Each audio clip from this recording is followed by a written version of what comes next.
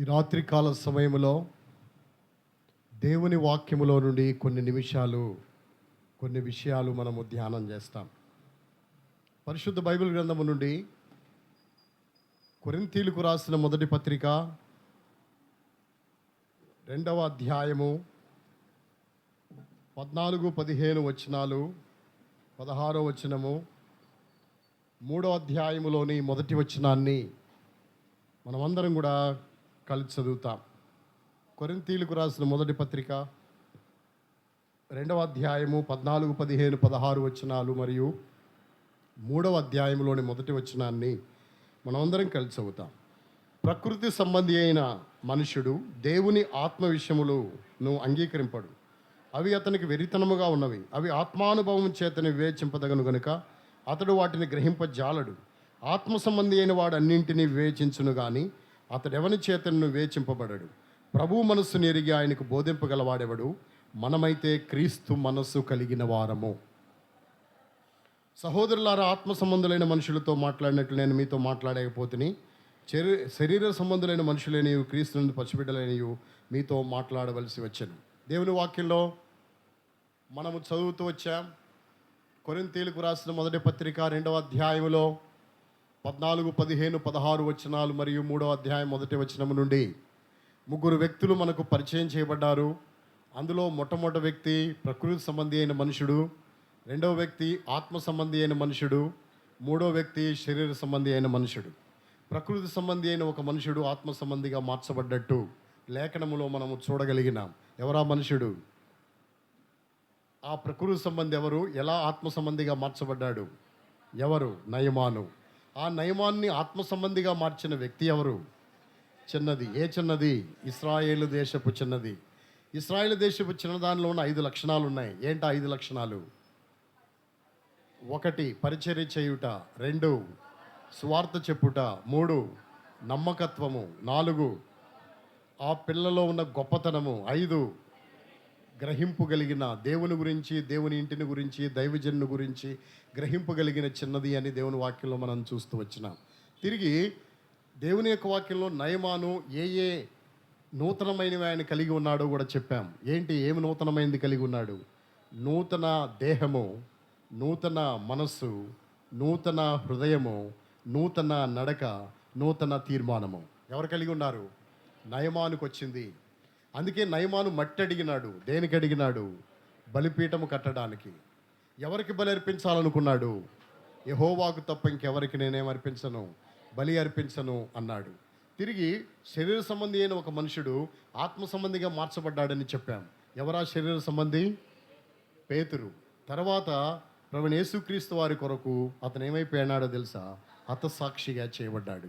ఆత్మ సంబంధిగా హతసాక్షిగా చేయబడినట్లు దేవుని వాక్యంలో మనం చూసాం. అయితే ఈరోజు దేవుని వాక్యంలో నుండి ఆత్మ సంబంధి అయిన మనుషుడు అనే దాని గురించి ఇప్పుడు మనము చాలా పై విషయాలు తెలుసుకున్నాం. లోతుగా ఆత్మ అంటే ఏంటి, ఆత్మ అనగానేమి అది తెలుసుకోవాలి. ఆత్మ సంబంధి బాగానే అర్థమైంది మనకి, కానీ ఆత్మ అంటే ఏంటి అది తెలుసుకోవాలి. ఆత్మ, దాని ప్రాముఖ్యత ఏమిటి అనేది ఈరోజు మనము ధ్యానం చేస్తాం.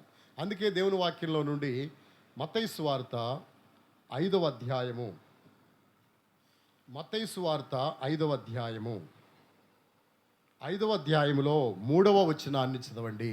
ఆత్మ విషయమై దీనులైన వారు ధన్యులు, పరలోక రాజ్యము వారిది.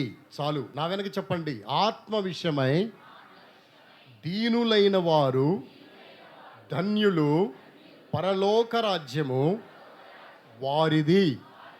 దేవుని వాక్యములో మనం ఈ మాట చదివిన మత్తయి సువార్త 5వ అధ్యాయం 3వ వచనములో ఆత్మ విషయములో దీనులు అని బైబిల్లో రాయబడింది. తెలుగు బైబిల్లో. ఇంగ్లీష్ బైబిల్లో ఏం రాయబడింది అంటే పూర్ ఇన్ స్పిరిట్.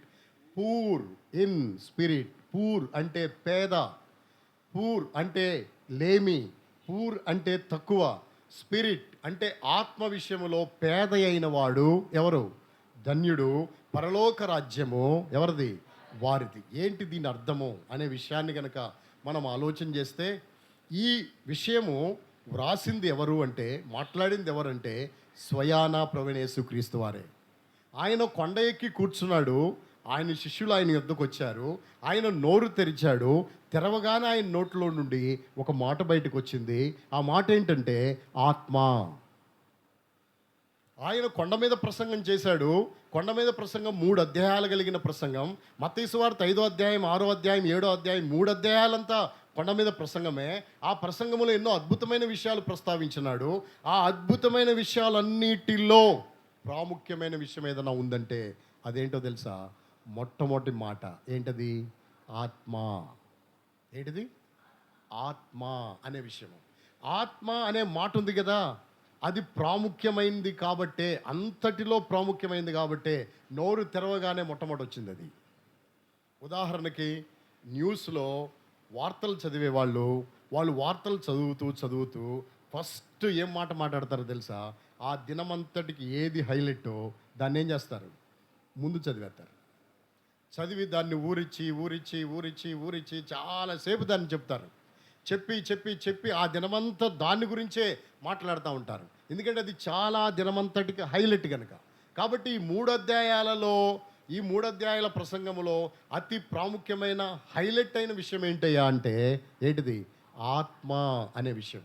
అందుకనే నోరు తెరవగానే మొట్టమొదటి వచ్చిన మాట ఏంటిది? ఆత్మ విషయమై దీనులైన వారి ధన్యులు, పరలోక రాజ్యము వారిది అని ఆయన నొక్కి చెప్పినట్లు మనం చూడగలుగుతాం. అంతేకాదు, ఈ కొండ మీద ప్రసంగం ఉంది కదా, కొండ మీద ప్రసంగము ప్రపంచములో ఉన్న ప్రసంగాలన్నిటిలోకెల్లా గొప్ప ప్రసంగము. దీన్ని ఏమనొచ్చు అంటే ప్రసంగాలకే ప్రసంగము. ఏది? కొండ మీద ప్రసంగం. కొండ మీద ప్రసంగము లాంటి ప్రసంగము ప్రపంచములో ఎవరు ఇంతవరకు చేయలేదు. ఎందుకంటే ఎక్కువ మాట్లాడాడనా? కాదు, అవసరమైనవి మాట్లాడాడు. ఏది శ్రేష్టమో అది మాట్లాడాడు. ఒక మనిషి దైవ సంబంధిగా, ఆత్మ సంబంధిగా దైవత్వాన్ని రుజువుపరుస్తూ బ్రతకాలంటే ఈ కొండ మీద ప్రసంగం వంటకెక్కితే, మన యొక్క జీవితాలకి అబ్బితే మనిషి దైవత్వము కలిగిన వాడిగా ఈ భూమి మీద జీవిస్తాడు. ఏమర్థమైతే? కొండ మీద ప్రసంగం మనకు అర్థమైతే. అలాంటి అద్భుతమైన విషయాలు ప్రభు ఎంతో స్పష్టంగా ఈ ప్రసంగంలో మాట్లాడుతూ వచ్చినాడు. ఈ ప్రసంగము ఆ రోజు నుండి, ఏ రోజు నుండి? ఆయన ప్రసంగము చేసిన ఆ రోజు నుండి ఈ రోజు వరకు ఎంతోమందిని కదిలిస్తూనే ఉంది. ఎంతోమంది ప్రభావితం అవుతూనే ఉన్నారు. ఎంతోమంది వారి జీవితాల్లో నూతనమైన మార్పును పొందుతూనే ఉన్నారు. దేన్ని బట్టో తెలుసా? ఈ ప్రసంగాన్ని బట్టి. ఎలాగూ అంటే ఈ ప్రసంగాన్ని బట్టే మహాత్మా గాంధీ గారు కూడా ఆయన ప్రభావితం చేయబడ్డాడు. ఏమని ప్రభావితం చేయబడ్డాడు తెలుసా? అక్కడ రాయబడింది ఒక మాట, సాత్వికులు ధన్యులు, వారు భూలోకమును ఏం చేసుకుంటారు? స్వతంత్రించుకుంటారు. ఎవరు ధన్యులు? సాత్వికులు ధన్యులు, వారు భూలోకమును స్వతంత్రించుకుంటారు. ఇండియాకి స్వాతంత్రం రావాలంటే హింసా సిద్ధాంతమును అవలంబిస్తే ఇండియాకి స్వాతంత్రం రాదు. అహింసా సిద్ధాంతాన్ని అవలంబిస్తే ఏమొస్తుందో తెలుసా? స్వాతంత్ర్యం వస్తుంది. సాత్వికముతో ఉంటేనే మనుషులు భూలోకాన్ని ఏం చేసుకుంటారు? స్వతంత్రించుకుంటారు. ఇలాగూ మహాత్మా గాంధీ గారే కాదు, ఎంతోమందిని ప్రభావితం చేసిన ప్రసంగము. ఏ ప్రసంగము? కొండ మీద ప్రసంగం. ఈ ప్రసంగం ఇంకెవరినైనా ప్రభావితం చేసిందా అంటే టూకీగా ఒక 10 నిమిషాల్లో ఒక వ్యక్తి జీవితాన్ని, ఒక వ్యక్తి సాక్ష్యాన్ని నేను మీతో పంచుకుంటాను. ఆ వ్యక్తి ఎలా ఈ కొండ మీద ప్రసంగము ద్వారా ప్రభావితం చేయబడ్డాడో ఆ విషయాన్ని నేతో పంచుకుంటాను. ఎవరా మనుషుడు అంటే ఆ మనిషి పేరు నేను చివరిలో చెప్తాను. ఆ మనుషుడు అజ్మీర్ పట్టణము, రాజస్థాన్ రాష్ట్రములోని అజ్మీర్ పట్టణములో ఒక మనుషుడు ఉన్నాడు. ఆ మనుషుడు బ్రహ్మ దేవాలయము పూజారి యొక్క కుమారుడు, మనవడు. బ్రహ్మ దేవాలయము యొక్క పూజారి యొక్క మనవడు. ఈ పూజారి యొక్క మనవడు కాలేజీకి వెళ్ళాడు, ఇంటర్మీడియట్ చదువుతున్నాడు. ఆ కాలేజీలో అక్కడ వాళ్ళకి నాన్టైల్ పుస్తకం ఒకటి ఉంది. ఇంగ్లీష్లో 2 పుస్తకాలు ఉంటాయి. ఒకటి టెక్స్ట్ బుక్ ఉంటుంది, 2 నాన్టైల్ పుస్తకం ఒకటి ఉంటుంది. నాన్టైల్ పుస్తకంలో కొండ మీద ప్రసంగం ఒక పాఠం వాళ్ళకి. ఈ కొండ మీద ప్రసంగాన్ని లెక్చరర్ బోర్డు మీద చెప్తూ చెప్పాడు. ఏం చెప్పాడు తెలుసా? జీసస్ క్రైస్ట్ ఇలాగూ బోధించాడు, ఇలా ప్రసంగం చేశాడు. ఆ ప్రసంగం ఏంటయ్యా అంటే, నిన్నెవడైనా ఒక చెంప మీద కొడితే నువ్వేం చేయి? ఇంకో చెంప తిప్పు. నిన్ను ఒకటి చెంప మీద కొడితే నువ్వు ఇంకో చెంపవాడి వైపుకి తిప్పు అని జీసస్ క్రైస్ట్ చెప్పాడు అని ఆ సారు చెప్తుంటే ఇతడు విన్నాడు. ఆ యవనస్తుడు విని అలాగా క్రైస్తవులు అలా చేస్తారా, నిజమేనా ఇది అని క్లాస్ అవ్వంగానే బయటకు వచ్చి క్రైస్తవ కుర్రోడు ఒకడు ఉంటే వాడిని వేసి కొట్టాడు చెంప మీద. కొడితే వాడు ఆలస్యం చేయకుండా దడదల్లాడిచ్చేసాడు ఇన్ని. ఆయన అనుకున్నాడు పాపం క్రైస్తవులు ఒక చెంప మీద కొడితే ఇంకో చెంప తిప్పుతారు, కొట్టు అంటారేమో చూద్దామని చెప్పి ఒక క్రైస్తవ కుర్రోడిని చూసి వాడు ప్యాట్మెంట్ ఒకటి వేసేసరికి వాడేం చేశాడు తెలుసా, దడ దడ దడ దడ వాయించి పడేశాడు. అప్పుడు అనుకున్నాడు ఇదేంటి క్రైస్తవులు ఇలా అనుకున్నాను నేను అని. అప్పుడు వాడికి అర్థమైంది, ఆ వ్యక్తికి అర్థమైంది క్రైస్తవులు అబద్ధికులు, జీసస్ క్రైస్ట్ మోసగాడు. ఎందుకంటే చెప్తారు వాళ్ళు కానీ చేయరు. ఈ రోజుకి మనకున్న అపవాదు అదే, ఈ రోజుకి మన మీద ఉన్న మాట అదే. వాళ్ళు చెప్తారు చేయరు, వాళ్ళు చెప్తారు చేయరు అనే మాట ఈ రోజుకి మన మీద ఉంది. కాబట్టి ఆ రోజు నుండి క్రైస్తవం మీద అసహ్యత పెరిగింది. అంతేకాదు అతడు ఒక రోజు ఒక యవనస్తురాల దగ్గరికి వెళ్ళి అడిగాడు. ఆమె ఎవరో తెలుసా, క్రైస్తవురాలైన యవనస్తురాల దగ్గరికి వెళ్ళి నేను సినిమాకి వెళ్తాను, నువ్వు నాతో పాటు వస్తావా, నేను తీసుకెళ్తానంటే వస్తాను అంది. ఒక ముస్లిం దగ్గరికి వెళ్ళి అడిగాడు, ఒక ముస్లిం పాప దగ్గరికి వెళ్ళి అడిగాడు, అమ్మా నేను సినిమాకి తీసుకెళ్తాను నాతో కూడా నువ్వు వస్తావా అంటే మా నాన్నకి చెప్పాలి అంది. ఒక హిందూ పాప దగ్గరికి వెళ్ళి అడిగాడు, అమ్మా నేను సినిమాకి తీసుకెళ్తాను నిన్ను నాతో కూడా నువ్వు వస్తావా అంటే ఇంకొకసారి అడిగితే మర్యాద ఉండదు అంది. ఎవరు లూజ్గా ఉన్నారు, ఎవరు తేలిగ్గా ఉన్నారు, ఎవరు వారి జీవితంలో ఎవరు ఎలా ఉన్నారు? ఈమైతే మా నాన్న అడగాలని లేదు, ఇంకోసారి అడిగితే మర్యాదగా ఉండదని చెప్పలేదు, ఈమంది పదా వెళ్ళిపోదాం అంది. అంటే ఈ విషయం కూడా అతని జీవితాన్ని ఏం చేసిందో తెలుసా, బాగా విరక్తి చేసింది, క్రైస్తవ్యాన్ని అసహించుకునేట్టు చేసింది. ఈ క్రైస్తవులు చెప్తారు ఎందుకంటే అతడు జీసస్ క్రైస్ట్ ప్రసంగాన్ని, కొండ మీద ప్రసంగాన్ని అతడు అంతగా పట్టించుకోవడానికి గల కారణం ఏంటంటే ఆ యవనస్తుడు మహాత్మా గాంధీ ప్రసంగాలు విన్నాడు, ఆ యవనస్తుడు వివేకానందుడు ప్రసంగాలు విన్నాడు, ఆ యవనస్తుడు ఇందిరాగాంధీ ప్రసంగాలు విన్నాడు. వీళ్ళందరి ప్రసంగాల కంటే ఈ ప్రసంగము డిఫరెంట్గా ఉంది. అందుకనే ఈ ప్రసంగం డిఫరెంట్గా, వ్యత్యాసంగా, ప్రత్యేకమైనదిగా ఉంది కనుక ఇది నిజమా ఒకసారి చూద్దామని ఆడు పరిశీలన చేస్తే వాడికి ఫలితం కనపడలేదు. దానివల్ల క్రైస్తవ్యం మీద ఏమొచ్చిందో తెలుసా, విరక్తి వచ్చేసి క్రైస్తవులు అంటే అదొకటి ఇదొకటి అనుకుంటా వాడు ఇష్టం వచ్చినట్టు జీవిస్తూ ఉన్నాడు. మొత్తానికి క్రైస్తవ్యం మీద విరక్తితోనే పెరుగుతూ వచ్చాడు పైకి. ఒకరోజు అతడు చదువు ముగించుకొని సినిమా రంగంలోకి వచ్చేసి సినిమాలో హీరో అయిపోయి సినిమాల్లో నటిస్తున్నాడు. తెలుగు సినిమాల్లో కూడా నటించాడంట ఆయన. ఈ తెలుగు సినిమాల్లో కూడా నటించి హీరోగా తెలుగు సినిమాల్లో నటిస్తూ ఉన్నాడు ఆ యవనస్తుడు. నటిస్తూ ఉన్నప్పుడు వాళ్ళ బంధువులు ఒక ఆవిడ, ఆమె హాస్పిటల్లో రోగి అయిపోయి పడిపోయి ఉంటే వాళ్ళ అమ్మ అక్కడ ఉంది. అప్పుడు వాళ్ళ అమ్మ ఫోన్ చేసింది అతనికి, ఏమని, అరే నేను నిన్ను కన్నది రంగులేసుకుని నాటకాలు వేయటానికి, సినిమాల్లో నటించటానికి కాదు, నీవు ఉపయోగపడతావని నేను నిన్ను కన్నాను. వాస్తవంగా అతని చరిత్ర తెలిస్తే ఆ తల్లి అతన్ని కన్నది ఎక్కడో తెలుసా, చెరసాలలో నొప్పులు పడి కన్నది. ఎందుకు చెరసాలకు వెళ్ళిందో తెలుసా, ఈ యవనస్తుని యొక్క తల్లి తండ్రి స్వాతంత్ర సమరయోధులు. స్వాతంత్రంలో పోరాటంలో వాళ్ళు పాల్గొంటే ఆ తల్లిని తండ్రిని వాళ్ళు పట్టి తండ్రిని ఒక చెరసాల్లో తల్లిని ఒక చెరసాల్లో వేశారు. అప్పుడు ఈమె నిండు గర్భిణీతో ఉంది, అక్కడే చెరసాల్లోని నొప్పులు పడి పిల్లోడిని కంది. ఇంకో విషయం కూడా నేను మీకు ఇక్కడ చెప్పాలి. ఏంటి ఆ విషయం అంటే, ఆ పిల్లోడిని కంటానికి తల్లిదండ్రులకు, ఆ యవనస్తుని యొక్క తల్లిదండ్రులకు చాలా కాలం పిల్లలు లేకపోతే ఆమె బ్రహ్మదేవాలయం గుడి మీదకి వెళ్ళిపోయి ఆ గుడి మీద మోకరించి ఇలా చేతులు దండం పెట్టి, దేవుడా నీ పేరేంటో నాకు తెలియదు, నువ్వెవరో నాకు తెలియదు, దేవుడు అనేవాడు ఒకడు ఉన్నాడంట, ఆ దేవుడు పేరేంటో, నువ్వు బ్రహ్మనో లేకపోతే ఇంకోటినో, నువ్వెవరినో నాకైతే తెలియదు, కానీ నువ్వు ఉన్నావు, నాకు ఒక బిడ్డని, ఆ బిడ్డని నీ కొరకు పెంచుతాను అని ఆమె ఆ బ్రహ్మదేవాలయం గుడి మీద నుండి ప్రార్థన చేసిందంట. ఎప్పుడైతే ఆమె అలా ప్రార్థన చేస్తూ వచ్చిందో ఆమె గర్భవతి అయింది. గర్భవతి అయిన తర్వాత చెరసాల్లో కన్నది. ఈ చెరసాల్లో కన్నది కాబట్టి ఆ తల్లికి ఈ విషయాలని తెలుసు కనుక ఆమె అంటుంది, నువ్వు రంగులేసుకొని సినిమాల్లో నటించే దాని కొరకు నేను నిన్ను కనలేదు, నిన్ను ఒక ఉద్దేశంతో కన్నాను, అవి వదిలిపెట్టి వచ్చారా అంది. అప్పుడు సినిమా రంగాన్ని వదిలేసి ఇంటికి వచ్చేసి హాస్పిటల్లో వాళ్ళ బంధువులు ఉంటే అక్కడికి వెళ్ళాడు. హాస్పిటల్లో వాళ్ళు ట్రీట్మెంట్ చేస్తున్నారు. అక్కడికి ఒక నర్సు వచ్చింది. ఆ నర్సు ట్రీట్మెంట్ చేస్తూ ఉంది. అప్పుడు ఆ యవనస్తుడు అక్కడే ఉన్నాడు.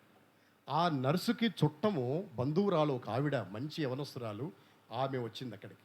వచ్చి ఆ నర్సుతో ఏదో మాట్లాడేసి ఆమె వెళ్ళిపోతుంది. వెళ్ళిపోతూ ఉండంగానే యవనస్తుడు ఆ నర్సు బంధువురాలైన ఆ యవనస్తురాలని చూచి ఆమె వెనక పడటం మొదలుపెట్టాడు. ఆమె వెనక పడి ఆమె వెనకాల వెళ్ళిపోయి ఆమెను ఆపేశాడు. ఆపేసి ఆ వ్యక్తిని ఆపేశాడు. ఎప్పుడైతే ఆపేసినాడో ఆ యవనస్తురాలని యవనస్తుడు ఆపేశాడు. ఆపేయగానే ఆమెతో అన్నాడు ఒక మాట. ఏమని? అమ్మా, నేను నిన్ను పెళ్లి చేసుకుంటాను అన్నాడు. అనగానే ఆమంది, ఏం నీకు నాకు పరిచయం ఏమన్నా ఉందా? ఇది మర్యాద అనుకుంటున్నావా?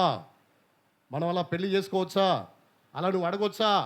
కాబట్టి ఇది కష్టం, ఇది మర్యాద కాదు, ఇంకెప్పుడు నన్ను అడగబాక అని చెప్పి ఆమె వెళ్ళిపోయింది. అప్పుడు ఆమె వెళ్ళిపోతుంటే మరలా ఆపి అన్నాడు, ఏమ్మా,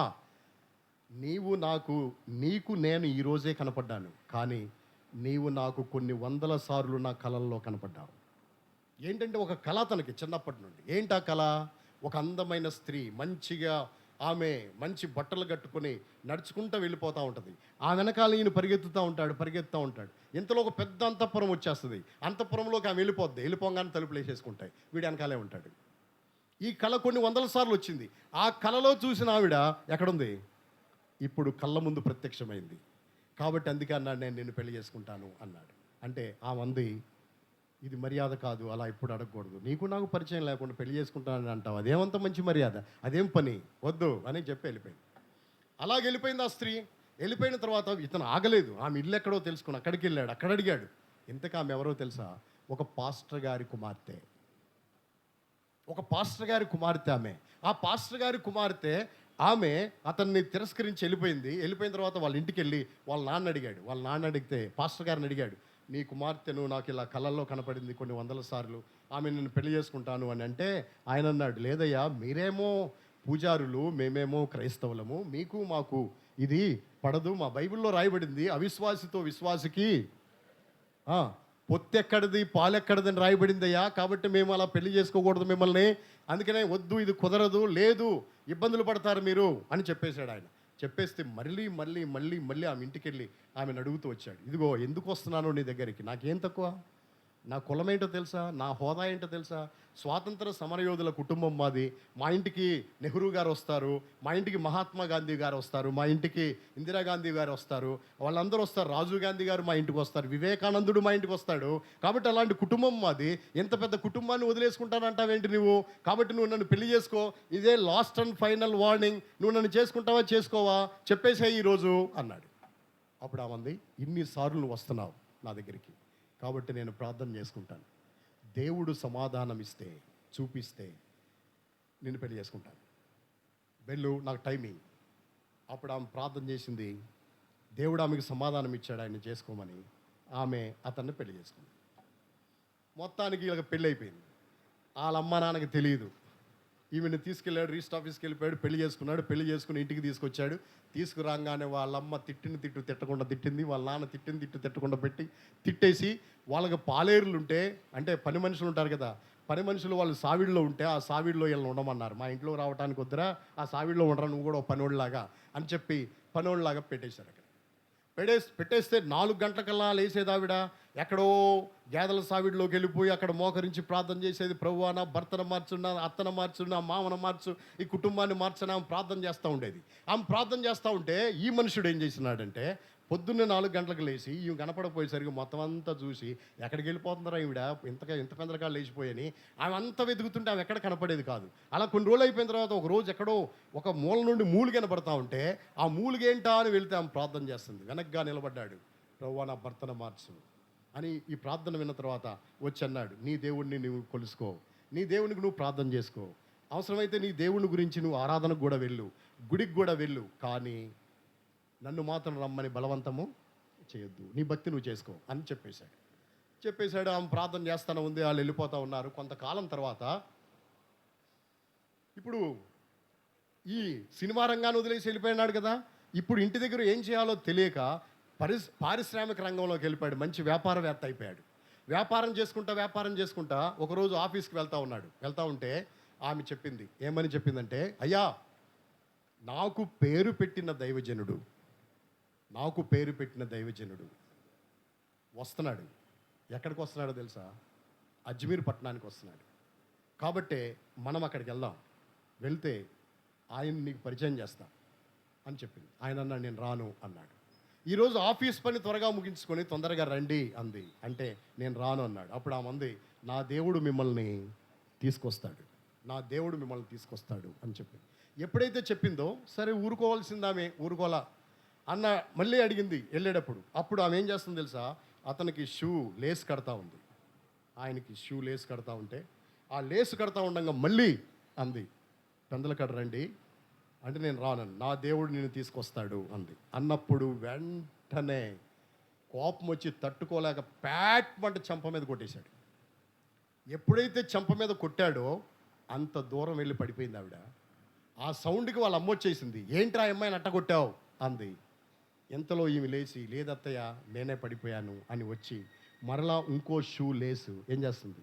కడుతుంది. ఇప్పుడు నీవు ఈ చెంప కొట్టావు కదా, ఈ చెంప కూడా నువ్వేం చేయొచ్చు?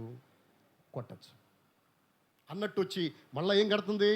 లేసు కడుతుంది. ఇప్పుడు అదే దెబ్బ నీ భర్త నిన్ను కొడితే నువ్వు మళ్ళీ వచ్చి షూ లేసు కడతావా? ఏం చేస్తావు? నీ కాళ్ళు ఇరిగిపోను, నీ చేతులు ఇరిగిపోను, నువ్వు నాశనం అయిపోను, నువ్వు ఎప్పుడు పోతావురా? ఇది కదా డైలాగు, ఇది కదా మన భాష, ఇది కదా మన అవతారం. ఎప్పుడు మన అవతారం? వాళ్ళు ఎవరైనా కొడితే, మనల్ని బాధ పెడితే మనలో ఉన్న ఇంకో మనిషి బయటకు వచ్చేసి నాట్యం ఆడతాడు కదా. ఇప్పుడు ఇలాంటి పరిస్థితి కదా. కానీ ఆమె అదేం చేయట్లేదు. మళ్ళీ షూ లేస్ కట్టి ఆయనకి టై తొడిగింది, మళ్ళీ బ్యాగ్ తీసుకుంది, కారు దాకా తీసుకొచ్చింది, డోర్ తీసింది, ఆయన కూర్చోబెట్టింది, బ్యాగ్ ఇచ్చింది, జాగ్రత్తగా వెళ్ళి రండి, నా దేవుడు మిమ్మల్ని తీసుకొస్తాడు అంది. అంటే కారు స్టార్ట్ అయింది, కళ్ళబడి నీళ్ళు గారిపోతున్నాయి ఆయనకి. ఎందుకో తెలుసా? అసలు ఆ దెబ్బకి ఇగో హర్ట్ అయిపోయి, నీవు వద్దు, నీ కుటుంబం వద్దు, ఈ పెళ్ళి వద్దు, ఈ పెటాకులు వద్దు అని చెప్పి సూట్ కేసు సర్దుకొని ఏం చేస్తారు? గోదావరి ఎక్స్ప్రెస్ ఎక్కేసి వెళ్ళిపోయే పరిస్థితి ఇది. అలాంటి పరిస్థితుల్లో ఆమె ఇలా చూపింది ప్రేమ. అసలు ఎవరివే? అప్పుడు ఆయన గుర్తొచ్చింది, నిన్నెవడైనా ఒక చెంప మీద కొడితే ఇంకో చెంప తిప్పు అని ఆ రోజు జీసస్ క్రైస్ట్ అన్నాడు. ఆ మాట ఎవరి జీవితంలో నెరవేరిందో తెలుసా? తన భార్య జీవితంలో ఆమె చూపించగలిగింది. ఎప్పుడైతే అలా చూపించగలిగిందో ఆయనకు అర్థమవుతుంది. ఏమర్థమవుతుందో తెలుసా? నిజంగానే యేసుక్రీస్తు ప్రభువారు ఆమెలో ఉన్నట్టున్నాడు. దేవుడు కూడా మాట్లాడటం ప్రారంభించాడు. ఆమె అలా ఉందంటే కారణం ఏంటో తెలుసా? ఆమెలో నేనున్నాను. అంతేకాదు, నిన్ను నేను ఏర్పరచుకున్నాను. ఎప్పుడు ఏర్పరచుకున్నానో తెలుసా? బ్రహ్మ దేవాలయం అనే ఆ దేవాలయము మధ్యలో ఉంటుందంట, చుట్టూ నీళ్లు ఉంటాయంట, మధ్యలో గుడి ఉంటుందంట. ఆ దేవాలయము, ఆ సరస్సులో ఎన్నో మొసళ్ళు ఉంటాయంట. ఒకరోజు పిల్లలందరూ కలిసి అందులో దూకితే ఈతేస్తూ ఉంటే మొసలు వచ్చేసిందంట. అందరూ ఒడ్డెక్కేశారంట. ఈ మనిషిని, యవనస్తుని పట్టుకొని లాక్కెళ్ళిపోయిందంట. ఏది? మొసలి. అలా పట్టుకొని లాక్కెళ్ళిపోతే ఆ రోజు నువ్వు చచ్చిపోవలసినోడివి. కానీ మొసలి నోట్లో నుండి నిన్ను విడిపించి ఒడ్డుకు పడేసింది ఎవరో తెలుసా? నేనే అని ఎవరు మాట్లాడుతున్నారో తెలుసా? దేవుడు మాట్లాడుతున్నాడు. దేవుడు మాట్లాడుతూ ఉంటే ఇంక చాలా విషయాలు మాట్లాడుతూ ఉన్నాడు దేవుడు. ఎప్పుడైతే ఇలా మాట్లాడుతూ ఉన్నాడో అతనికి అర్థమైంది, దేవుడు నిజమైన దేవుడే, ఆయన చెప్పింది కరెక్ట్, ఇప్పటి వరకు నేను అసహించుకున్నానని. కొద్ది మాత్రం అతనికి ఏం ఏర్పడిందో తెలుసా? విశ్వాసం ఏర్పడింది. విశ్వాసం ఎప్పుడైతే ఏర్పడిందో, విశ్వాసం ఏర్పడిన తరువాత ఆ మనుషుడు తర్వాత ఏం చేసినాడో తెలుసా? వాళ్ళ నాన్న పిలిచి అన్నాడు, రేయ్, నిన్ను కన్నది వ్యాపారాలు చేసి డబ్బులు సంపాదించడానికి కాదురా, ఇందిరాగాంధీ ప్రభుత్వం పడిపోయిందిరా, నువ్వు రాజకీయంలోకి వచ్చి నీవు రాజకీయంలో నిలబడి రాజకీయవేత్త అయ్యి మళ్ళా రాజస్థాన్ రాష్ట్రంలో ఎంతోమందిని గెలిపించి మరలా ఇందిరాగాంధీ ప్రభుత్వాన్ని నువ్వు నిలబెట్టాలరా అంటే అప్పుడు రాజకీయ రంగంలోకి వచ్చాడు ఆయన. వాళ్ళ అమ్మ మాట విని సినిమా రంగాన్ని వదిలిపెట్టాడు. వాళ్ళ నాన్న మాట విని ఏ రంగాన్ని వదిలిపెట్టాడు? వాళ్ళ అమ్మ మాట విని సినిమా రంగాన్ని వదిలిపెట్టాడు. వాళ్ళ నాన్న మాట విని పారిశ్రామిక రంగాన్ని వదిలిపెట్టాడు. వదిలిపెట్టి ఏ రంగంలోకి వచ్చాడు? రాజకీయ రంగంలోకి వచ్చాడు. రాజకీయ రంగంలోకి వచ్చి ఏమయ్యాడో తెలుసా? పిసిసి ప్రెసిడెంట్ అయ్యాడు రాజస్థాన్ రాష్ట్రానికి. పిసిసి ప్రెసిడెంట్ అంటే సామాన్యం కాదు. ఇప్పుడు ఆంధ్రప్రదేశ్కి పిసిసి ప్రెసిడెంట్ అప్పుడు ఎవరో తెలుసా? ఎలక్షన్ అప్పుడు షర్మిల పిసిసి ప్రెసిడెంట్ మొన్నటి వరకు. కాబట్టి అలాంటి ప్రత్యేకమైన హోదా అతనికి ఇవ్వబడింది. పిసిసి ప్రెసిడెంట్ అయిపోయి పిసిసి ప్రెసిడెంట్గా గొప్ప హోదాలో నడుచుకుంటూ వెళ్ళిపోతూ ఉన్నాడు.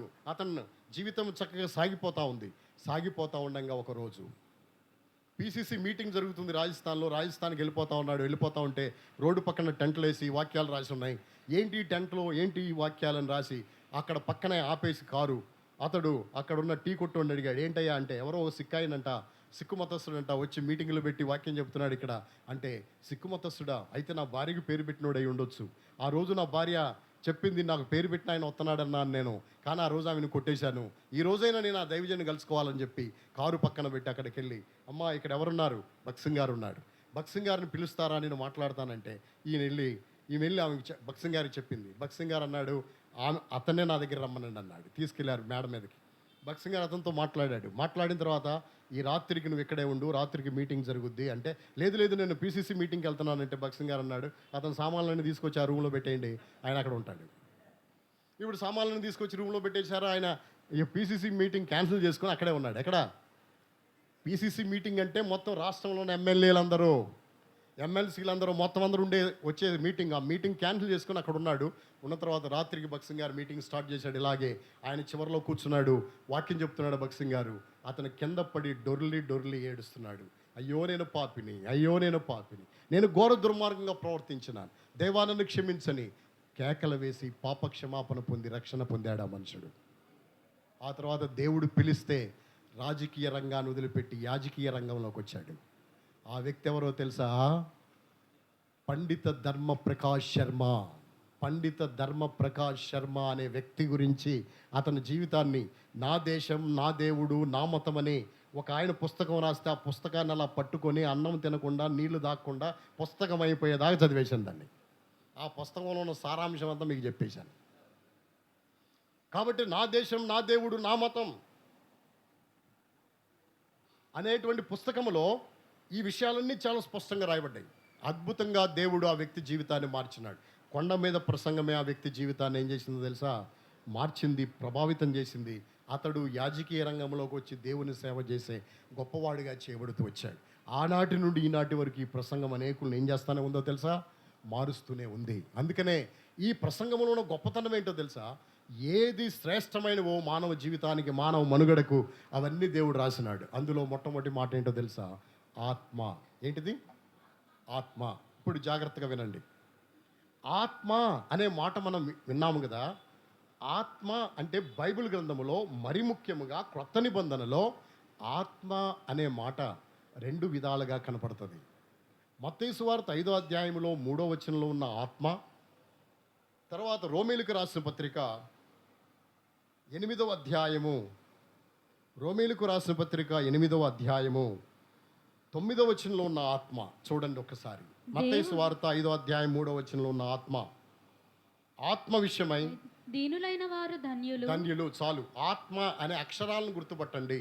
తర్వాత రోమీయులకు రాసిన పత్రిక 8వ అధ్యాయం 9వ వచనం, దేవుని ఆత్మ. అక్కడున్న ఆత్మ చాలమ్మా. అక్కడున్న ఆత్మ అనే అక్షరాలకి మత్తయి సువార్త 5వ అధ్యాయం 3వ వచనంలో ఉన్న ఆత్మ అనే అక్షరాలకి ఏమైనా తేడా ఉందా? అక్కడున్న ఆత్మ అనే అర్థానికి ఆ అక్షరాలకి, ఇక్కడుండే ఆత్మ అనే అక్షరాలకి తేడా ఉందా? ఏంటి తేడా? ఇవి చిన్న అక్షరాలు, అవి పెద్ద అక్షరాలు. ఇవి చిన్న అక్షరాలు, అవి బోల్డ్ లెటర్స్లో ఉన్న అక్షరాలు. అంటే అర్థం ఏంటో తెలుసా? బోల్డ్ అక్షరాలతో ఉన్న ఆత్మ ఎక్కడ కనబడినా అది దేవుని ఆత్మ, అది పరిశుద్ధాత్మ, కుమారుని ఆత్మ. లేదు, చిన్న అక్షరాలతో ఉన్న ఆత్మ ఎక్కడ ఉన్నా అది మన ఆత్మ. నరుని ఆత్మ యెహోవా పెట్టిన దీపము. కాబట్టి చిన్న అక్షరాలతో ఉన్న ఆత్మ కనబడితే మన ఆత్మను గురించి రాసిన మాటగా చదువుకోవాలి. పెద్ద అక్షరాలతో ఆత్మ కనబడితే అది దేవుని ఆత్మగా దాన్ని గుర్తించాలి. ఈ రెండింటి విషయాలకి డిఫరెన్స్ అది. లేకపోతే తర్జన పడిపోతాం, అర్థం కాదు మనకి. కాబట్టి రెండింటి డిఫరెన్స్ని మీరు గుర్తుపెట్టుకోండి. ఇప్పుడు నరుని ఆత్మ యెహోవా పెట్టిన దీపం. మనలో ఏముందో తెలుసా? ఆత్మ ఉంది. అందుకనే మానవుడు 3 పదార్థాలు. ఒకటి శరీరము లేక దేహము, 2 ప్రాణము, 3వది ఆత్మ. ఒకటి శరీరము, 2 ప్రాణము, 3వది ఆత్మ. ఇప్పుడు ప్రశ్నలు స్టార్ట్ అవుతాయి. మొట్టమొదటి ప్రశ్న, ఇప్పుడు 3 పదార్థాలలో ఏ పదార్థము? శరీరము, ప్రాణము, ఆత్మ. ఈ 3 పదార్థాలలో ఏది ప్రాముఖ్యమైనది? ఏది ప్రాముఖ్యమైనది? ఆత్మ ప్రాముఖ్యమైనదా? 3 ప్రాముఖ్యమైనవా? ఏది ప్రాముఖ్యమైనది? అలా అడిగితే మీకు జవాబు రాదు. ఏది ప్రాముఖ్యమైనదో తర్వాత మీకు తెలుస్తుంది. ఇప్పుడు నేను కొన్ని ప్రశ్నలు వేస్తాను. ఏంటి ఆ ప్రశ్నలు అంటే, ఇప్పుడు నొప్పి ఇలా గిల్లారనుకోండి, నన్ను ఇలా గిల్లినప్పుడు నొప్పి తెలిసేది ఇలా గిల్లిన అబ్బా అంటాం కదా, ఆ బాధ, ఆ నొప్పి తెలిసేది శరీరానికా, ప్రాణానికా, ఆత్మకా, మెదడుకా, ముక్కుకా, చెవికా? అవన్నీ వద్దు. శరీరానికా నొప్పి తెలిసేది, ప్రాణానికా, ఆత్మకా? దేనికి? శరీరానికి అనేవాళ్ళు చేయెత్తండి. ఎత్తండి. కాదు, అలా వద్దు. అలా వద్దు, ఎత్తండి. మీ భాషలు ఎలా ఉంటాయో తెలుసా? అక్కడ వాళ్ళు అంటారు హాయ్ అన్నట్టు. అలా కాదు, డైరెక్ట్గా చెప్పండి, చేతులు ఎత్తండి. శరీరానికి అనేవాళ్ళు చేయెత్తండి. Very good. ప్రాణానికి అనేవాళ్ళు చేయెత్తండి. ఆత్మకు అనేవాళ్ళు చేయెత్తండి. ఏదైతే మాకెందుకు అనేవాళ్ళు చేయెత్తండి. ఉన్నారు కదా వాళ్ళు కూడా. ఇప్పుడు జాగ్రత్తగా ఆలకించండి.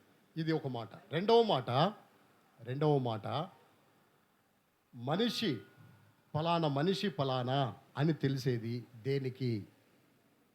ఈ మనిషి పాడేరు నుండి వచ్చిన కృపావరము అని తెలిసేది మీ శరీరానికి తెలుస్తుందా? మీ ప్రాణానికి తెలుస్తుందా? మీ ఆత్మకు తెలుస్తుందా? దేనికి తెలుస్తుంది?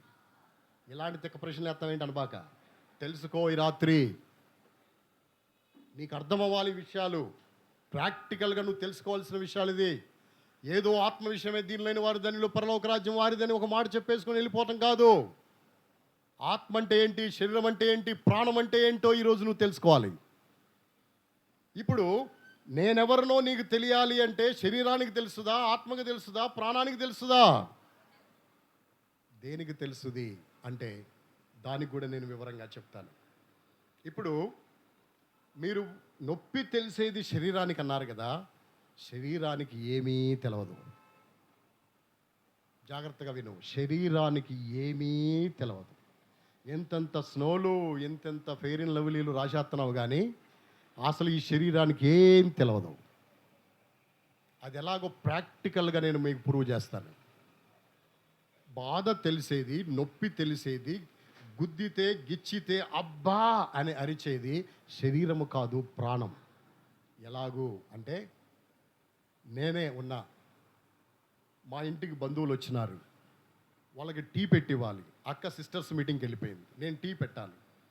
ఎప్పుడు వెళ్ళలోని కిచెన్లోకి వెళ్ళాను, టీ పెట్టాను. మసిగుడ్డ ఎక్కడుందో, ఆ పట్టకర్ర ఎక్కడుందో నాకు తెలియదు. ఆ టీ పొంగిపోతున్నాయి.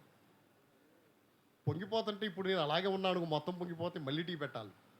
అందుకనే కాలే దాన్ని దించేశాను. దించేస్తే నా చేయమవుద్ది? అబ్బబ్బబ్బబ్బబ్బా అని బాధపడ్డాను. కానీ మరి అలాగే టీ ఇవ్వాలి కదా, ఇచ్చేశాను. అదే నేను చనిపోయాను. నన్ను కట్టెల్లో పెట్టి కాలుస్తున్నారు. అప్పుడు అబ్బబ్బబ్బా అని లెగుస్తానా? లెగిస్తే ఒకడన్నా అక్కడ ఉంటాడా? అంత్యదీనమందు దూత బోర ఊదుచుండగా అలా పాడేవాడు ఉంటాడు అక్కడ. ఉంటాడా? అబ్బబ్బా అని లెగిస్తే ఎవడుండడు అక్కడ, పారిపోతారు. ఈడేంటర్ లేచిపోతున్నాడని. అంటే కాల్చేది దేన్నో తెలుసా? శరీరాన్ని కాలుస్తున్నారు. కానీ ఆ శరీరానికి నొప్పి తెలుస్తుందా? తెలియట్లేదు. దేనికి తెలుస్తుంది నొప్పి? అర్థమైందా మీకు? నొప్పి తెలిసేది ప్రాణానికి మాత్రమే. ఎందుకో చెప్పనా? దాన్ని కూడా మీకు వివరిస్తాను. కుక్కకు ఆత్మ లేదు, శరీరం ఉంది, ప్రాణం ఉంది. ఉందా? పిల్లికి, ఎద్దులకు, గేదెలకు, మేకలకు మనము కొడితే అవి అరుస్తాయి. ఏం తెలిసి? నొప్పి తెలిసి. ఆత్మ ఉందా వాటికి? లేదు. ఏముంది వాటికి? ప్రాణం. అంటే నొప్పి తెలిసేది దేనికి? ప్రాణానికి. నొప్పి తెలిసేది దేనికి తెలుస్తుంది? నొప్పి ప్రాణానికి తెలుస్తుంది. ఎప్పుడైతే ప్రాణానికి నొప్పి తెలుస్తుందో, ప్రాణము చాలా విలువైనది, శరీరానికి ఏమీ తెలియదు. ఇంకో ప్రశ్న కూడా వేశాను మీకు. ఏంటా ప్రశ్న? ఈ మనిషి ఫలానా అని తెలిసేది శరీరానికా, ప్రాణానికా, ఆత్మకా అన్నాను నేను. దేనికి తెలుస్తుంది అంటే ఆత్మకు తెలుస్తుంది. మనుషులు ఒకరినొకరు గుర్తుపట్టుకునేది దేని వలన తెలుసా? ఆత్మ వలన. దేనివల్ల? ఒక ఉదాహరణ దాన్ని కూడా నేను మీకు చెప్తాను. కాకినాడలో ఒక వ్యక్తి హైదరాబాదులో ఉద్యోగం వచ్చింది. కాకినాడలో అతను ట్రైన్ ఎక్కినాడు. అతడు గౌతమి ఎక్స్ప్రెస్ ఎక్కేసి వెళ్ళిపోతున్నాడు. వెళ్ళిపోతా ఆ ట్రైన్ ఎక్కించిన తర్వాత వాళ్ళ నాన్న అన్నాడు, నాన్న బాయ్ టాటా, నువ్వు వెళ్ళిన తర్వాత నాకేం చేయి, ఫోన్ చేయి అన్నాడు. వాళ్ళ నాన్న వచ్చి పడుకున్నాడు. మధ్యరాత్రిలో హార్ట్ అటాక్ వచ్చి చచ్చిపోయాడు. చచ్చిపోతే అతడు చచ్చిపోయాడన్న వార్త ఆ పిల్లోడికి తెలిసింది. అప్పటికి వాడు ఎక్కడికి వెళ్ళాడు తెలుసా? ఎక్కడికి వెళ్ళాడు? విజయవాడ దాటాడు. వీళ్ళ నాన్న చనిపోయాడని తెలిసి మళ్ళీ వెంటనే దిగేసి వేరే ట్రైన్లో ఎక్కడికి వచ్చేసాడు? మళ్ళీ సామర్లకోటను కాకినాడ వచ్చాడు. వచ్చేసరికి వాళ్ళ టేబుల్ మీద పడుకోబెట్టారు. ఇప్పుడు అక్కడికి వచ్చి ఏడుస్తున్నాడు. ఏమని? నానా, ఆ రోజు నన్ను ట్రైన్ ఎక్కించి బాయ్ చెప్పి అక్కడికి వెళ్ళంగానే ఫోన్ చేయన్నావు నాన్న, ఈ రోజున నేను అక్కడికి వెళ్ళకుండా నేను చనిపోయావు నాన్న, నేను వచ్చాను నాన్న, మాట్లాడినానా అంటుంటే అతడు ఏం ఉలుకు పలుకు లేకుండా ఉన్నాడు. ఏంటి కారణం? బాయ్ చెప్పినప్పుడు అతనిలో ఉన్నదేంటి? ఈ మంచం ఈ టేబుల్ మీద పడుకోబెట్టినప్పుడు ఇతనిలో లేనిదేంటి? ఆత్మ లేదు. అంటే మనుషులు ఎవరు ఏంటి తెలిసేది శరీరానికి కాదు. దేనికి? ఆత్మకు మాత్రమే. అందుకే ప్రభువు చెప్పాడు, ఆత్మ విషయములో దీనులైన వారు ధన్యులు, పరలోక రాజ్యము వారిది. అంటే మనం దేని విషయంలో పట్టింపు కలిగి ఉండాలి? ఆత్మ విషయంలో. కానీ మనం దేని విషయంలో పట్టింపు కలిగి ఉన్నాం? శరీరం విషయంలో. మనము శరీరానికి ఇచ్చినంత పోషణ, శరీరాన్ని గురించి పట్టించుకున్నంత పోషణ, మన తలకేసినంత రంగేసినంత సమయము ఎన్ని రకాలుగా తిప్పలు పడుతున్నామో తెలుసా? దేని కొరకు ఇవన్నీ? దేని కొరకు ఇవన్నీ చేయగలుగుతున్నావు? ఈ సమయం అంతా నువ్వు దేని కొరకు కేటాయించు? నీ ఆత్మ విషయాల గురించి కేటాయించు. అందుకే ప్రభువు చెప్పాడు, ఆత్మ విషయంలో దీనులైన వారు ధన్యులు, పరలోక రాజ్యము వారిదని చెప్పాడు. అందుకనే ఏది ప్రాముఖ్యమైనది ఈ మూడిట్లో అంటే ఇప్పుడు ఏం చెప్తావు? ఏది ప్రాముఖ్యమైనది? ఆత్మ ప్రాముఖ్యమైనది. ఏది ప్రాముఖ్యమైనది? ఇప్పుడు ఆత్మ ఎంత ప్రాముఖ్యమైనదో, ఆ ఆత్మ ఎంత విశేషమైనదో తెలుసుకోవడానికి ఇంకో 3 ప్రశ్నలు నేను మీకు వేస్తాను. జాగ్రత్తగా వినండి. ఏంటి ఆ ప్రశ్న? ఇదేంటి ప్రశ్నలు చంపేస్తున్నాడు అనుకోబాకండి. ప్రశ్న వేస్తేనే మళ్ళీ నేను ఎక్కడ కనపడ్డా ఈ మాటలు మీకు గిర్రుని తిరిగి వచ్చేస్తాయి. మళ్ళీ మీ చెవుల్లో మోగేస్తూ ఉంటాయి, ఇంకా మర్చిపోలేరు మీరు. నాకు వచ్చిన చికాకు ఏంటో తెలుసా? నేను వెళ్ళిన చోట చెప్పిన వాక్యం చెప్పలేను. ఎందుకంటే తెలుసా? చెప్తే వాళ్ళందరికీ గుర్తుండిపోద్ది. అందుకని మళ్ళీ అయ్యే వర్తమానాలు నేను చెప్పాలంటే ఇక్కడ అవ్వదు. ఎందుకంటే మీకు అలా ఉండిపోతాయి. ప్రశ్న వేస్తే మీరు ఆలోచనలో పడతారు. ఆలోచనలో పడినప్పుడు నేను జవాబు చెప్తే అది మీ మనసుల్లో ముద్ర అయిపోతాయి. అందుకే ప్రశ్నలు వేస్తున్నా. మీరు అనుకోబాకండి తలకాయ నొప్పిగా ఈయన ఏంద్ర ప్రశ్నలో చంపేస్తున్నాడు. మిమ్మల్ని ఏం బాధ పెడతలేదు కదా. క్వశ్చన్ పేపర్ నేను వేస్తున్నాను, ఆన్సర్ పేపర్ నేను వేస్తున్నాను. కాబట్టి మీకు బాధ ఏంటి? అందుకనే 3 ప్రశ్నలు నేను వేస్తాను. ఆ ప్రశ్నలో మొట్టమొదటి ప్రశ్న ఏంటో తెలుసా? చనిపోయిన తర్వాత మనుషులు చూసుకుంటారా? చనిపోయిన తర్వాత మనుషులు ఒకరినొకరు చూసుకుంటారా? చూసుకోరు అనేవాళ్ళు చేయొద్దండి. ఏమంటే ఏం తంటానో అనుకోబాకండి. చూసుకుంటారనే వాళ్ళు చేయొద్దండి. సరే, రెండో విషయము, చనిపోయిన తర్వాత మనుషులు మాట్లాడుకుంటారా? అమ్మో, మాట్లాడుకోవటమా? ఇది ఎక్కడ పని? మాట్లాడుకుంటారా? మూడో విషయం, చనిపోయిన వాళ్లకు జ్ఞాపకాలు ఉంటాయా? ఈ 3 ప్రశ్నలు అర్థమైపోతే ఈ రోజు నుండే నీకు భయం మొదలవుద్ది. ఏంటి ఆ ప్రశ్న? చనిపోయిన తర్వాత మనుషులు మాట్లాడుకుంటారు, చనిపోయిన తర్వాత మనుషులు చూసుకుంటారు, చనిపోయిన వాడికి జ్ఞాపకాలు కూడా ఉంటాయి. ఎలాగూ అంటే ధనవంతుడు పాతాళములో ఉన్నాడు, అబ్రహాము రొమ్మున దరిద్రుడు లాజరు ఉన్నాడు. ఈ ధనవంతుడు ఆ లాజర్ని చూశాడా లేదా? చూశాడా? వాళ్ళు కోమాలో ఉన్నారా, ఐసీలో ఉన్నారా, పాతాళంలో ఉన్నారా? పాతాళంలో ఉన్నారు. కోమాలో ఉండి చూసుకోవటం కాదు, ఐసీలో ఉండి ఈ బెడ్ మీద ఆ బెడ్ మీద, ఆ బెడ్ మీద ఈ బెడ్ చూసుకోవటం కాదు. ఎక్కడా? పాతాళములో ఉండి చూసుకుంటున్నారు. ఎవరెవరు చూసుకుంటున్నారో తెలుసా? అబ్రహాము చూసుకుంటున్నాడు, లాజర్ను చూస్తున్నాడు. ధనవంతుడు అబ్రహామును చూశాడు, అబ్రహాము రొమ్మును ఆనుకొని ఉన్న ఎవరిని చూశాడు? లాజర్ను చూశాడు. వీళ్ళు మాట్లాడుకున్నారా లేదా? మాట్లాడుకున్నారు. వీళ్ళు మాట్లాడుకుంటే ఇప్పుడు జ్ఞాపకాలు ఉంటాయి అనే మాట ఉంది కదా. ఇప్పుడు ఆ వ్యక్తి అంటున్నాడు, ధనవంతుడు అంటున్నాడు, నాకు ఇంకా ఎంతమంది ఉన్నారు? 5 సహోదరులు ఉన్నారు. వారు ఈ వేదనకరమైన స్థలానికి రాకుండా ఈ లాజర్ని అక్కడికి ఏం చేయి? పంపించు. ఇంకో మాట చెప్పనా నేను? చావు తెలివితేటలు కూడా ఎక్కువ ఉంటాయంట అక్కడ. ఏ తెలివితేటలు? చావు తెలివితేటలు. ఎందుకు చావు తెలివితేటలు ఉంటాయో తెలుసా? అబ్రహాం అంటాడు, ఏమంటాడో తెలుసా? అక్కడ మోషేయు ప్రవక్తలు ఉన్నారు, వాళ్ళు చెప్తే చాలు, ఆ మాటలు వింటే చాలు అంటే, లేదు లేదయ్యా, ఒకడు మృతుల్లో నుండి వెళ్తే వాళ్ళకి ఏమవుద్ది? అర్థమవుద్దయ్యా, వాళ్ళు మారతారయ్యా. లేదు, వాళ్ళు చెప్పినా నమ్మనోడు, ఈడెళ్ళి చెప్పినా ఏం చేయడు? నమ్మలేడు. కాబట్టి 5 సహోదరులు ఉన్నారు అని అన్నప్పుడు తప్పు చెబుతున్నావు, నీకు 6 కదా లేకపోతే 4 కదా అని అబ్రహాం అనలేదు. ఎందుకు అనలేదు? నిజంగానే అతనికి ఎంతమంది ఉన్నారు? 5 ఉన్నారు. అంటే చచ్చిపోయినోడి జ్ఞాపకాలు ఉన్నాయా లేవా? ఉంటాయి. జ్ఞాపకాలు ఉండాలి. ఎందుకు ఉండాలి? జ్ఞాపకాలు ఎందుకు ఉండాలి? చచ్చినోడికి జ్ఞాపకాలు ఉండాలి. జ్ఞాపకాలన్నీ పోతాయి అనుకోబాకు. నీతిమంతునికే ఉండవు. ఏముండవో తెలుసా? వాడు తమ ప్రయాసములు మాని ఏం పొందుతున్నాడు? విశ్రాంతి పొందుతున్నాడు. వాడు ప్రయాసాలు మానేసి నెమ్మది పొందుతాడు. అక్కడ విశ్రాంతి పొందుతాడు. ఈ మనుషుడు యుగాలు ఏం పడతానే ఉంటాడు తెలుసా? యాతన పడతానే ఉంటాడు. అగ్నిగుండం అంటే మనకి వేసాకాలం వచ్చిన ఎండ కాదు. అగ్నిగుండం అంటే అది చాలా భయంకరమైన అగ్నిగుండం. అది అగ్ని ఆరదు, పొరుగు చావదు.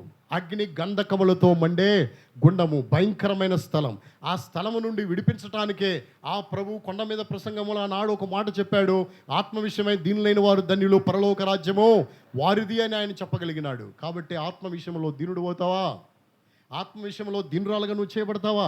అలా దీనురాలుగా నువ్వు చేయబడితే పరలోక రాజ్యము నీదే అని దేవుని వాక్యంలో రాయబడింది. ఒకవేళ అలా దీనురాలుగా దీనుడుగా కాని పక్షంలో నీది పరలోక రాజ్యము కాదు. నీది ఏ రాజ్యమో తెలుసా? అపవాదికి వాని దూతలకు సిద్ధపరిచిన నిత్య అగ్నిలోనికి ఏం చేయండి? పొండి అని ఆయన చెప్తాడు. అందుకనే మనుషులకు జ్ఞాపకాలు ఉంటాయి. ఎందుకుంటాయో చెప్పనా? ఇప్పుడు వాడు మలమల మాడిపోతా వాళ్ళ ఇంటికి ఒక సహోదరి కరపత్రిక తీసుకెళ్ళింది గుర్తొస్తుంది. ఎవరికి?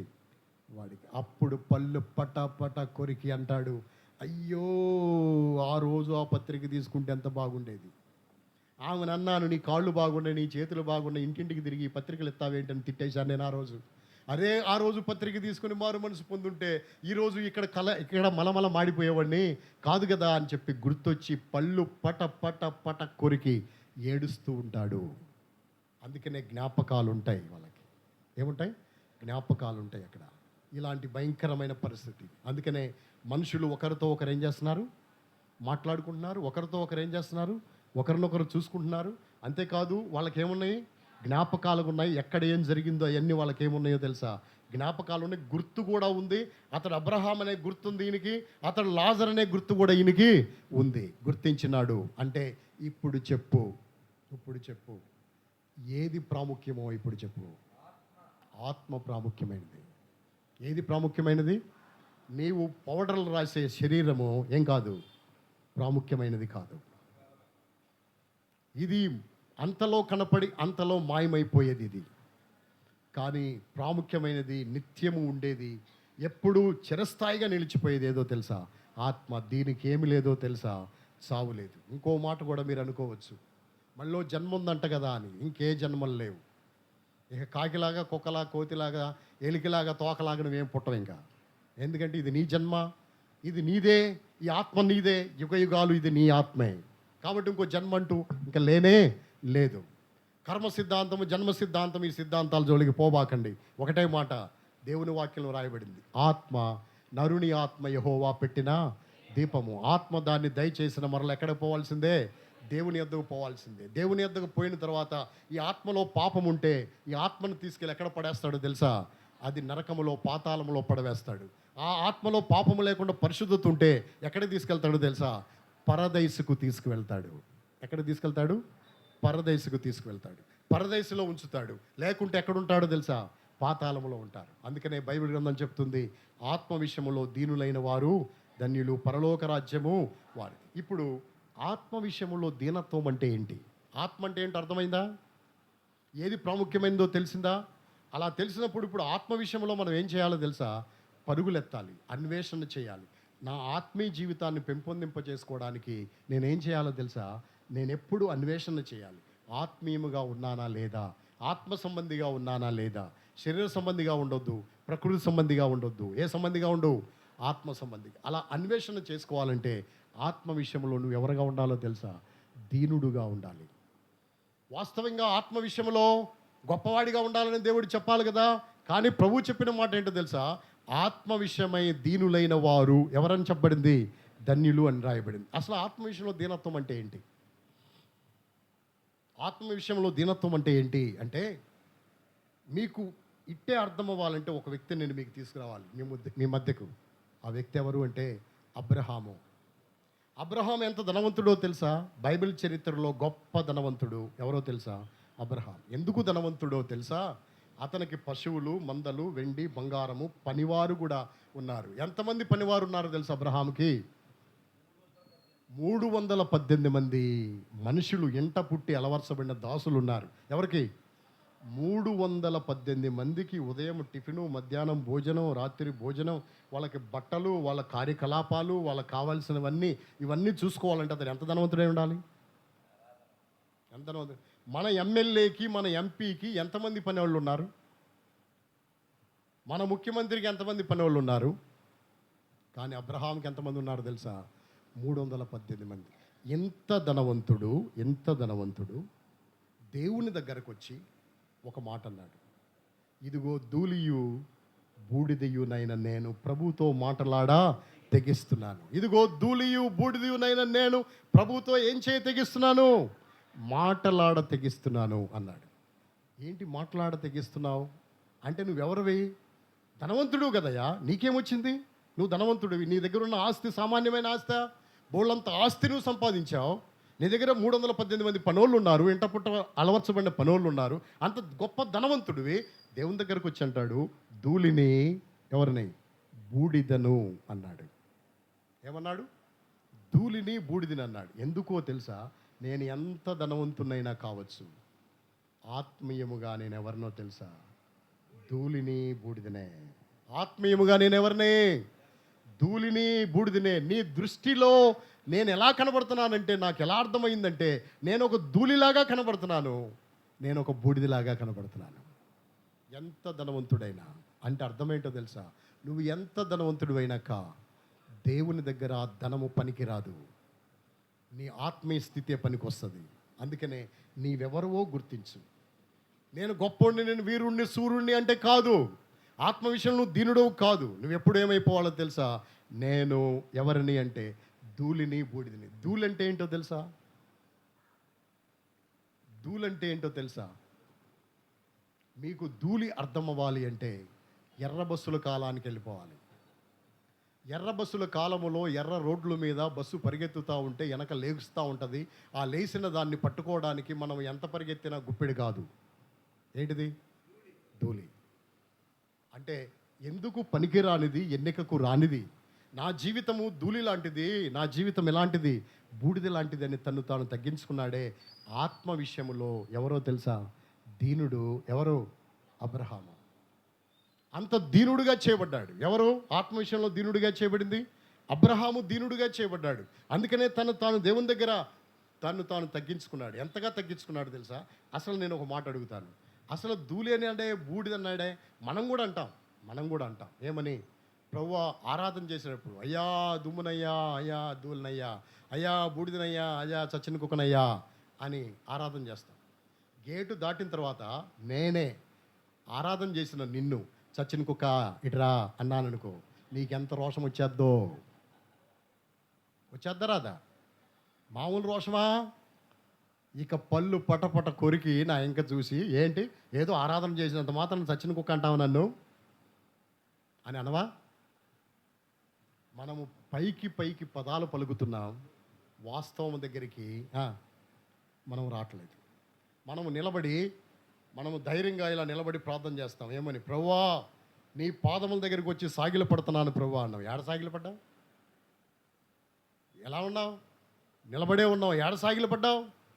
మరి నిలబడ్డావుడివి సాగిలి పడేది ఎందుకు? ఇంకా సాగిలి పడే మాట ఎందుకు? నిజంగా నువ్వు సాగిలి పడితే సాగిలి పడ్డానని చెప్పు.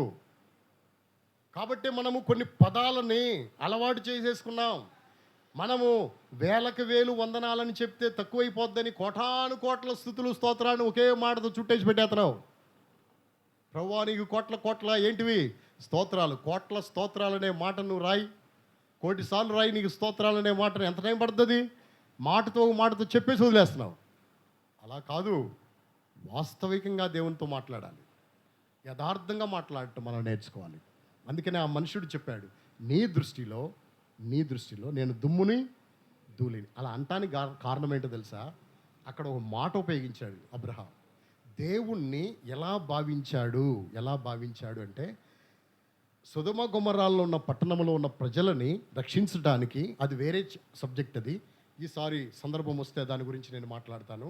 అక్కడికి వచ్చి ఆయన మాట్లాడుతూ ఒక మాట అన్నాడు. ఏమన్నాడో తెలుసా? ఆయన అన్న మాట, సర్వలోకమునకు న్యాయము తీర్చువాడు. నువ్వెవరివి?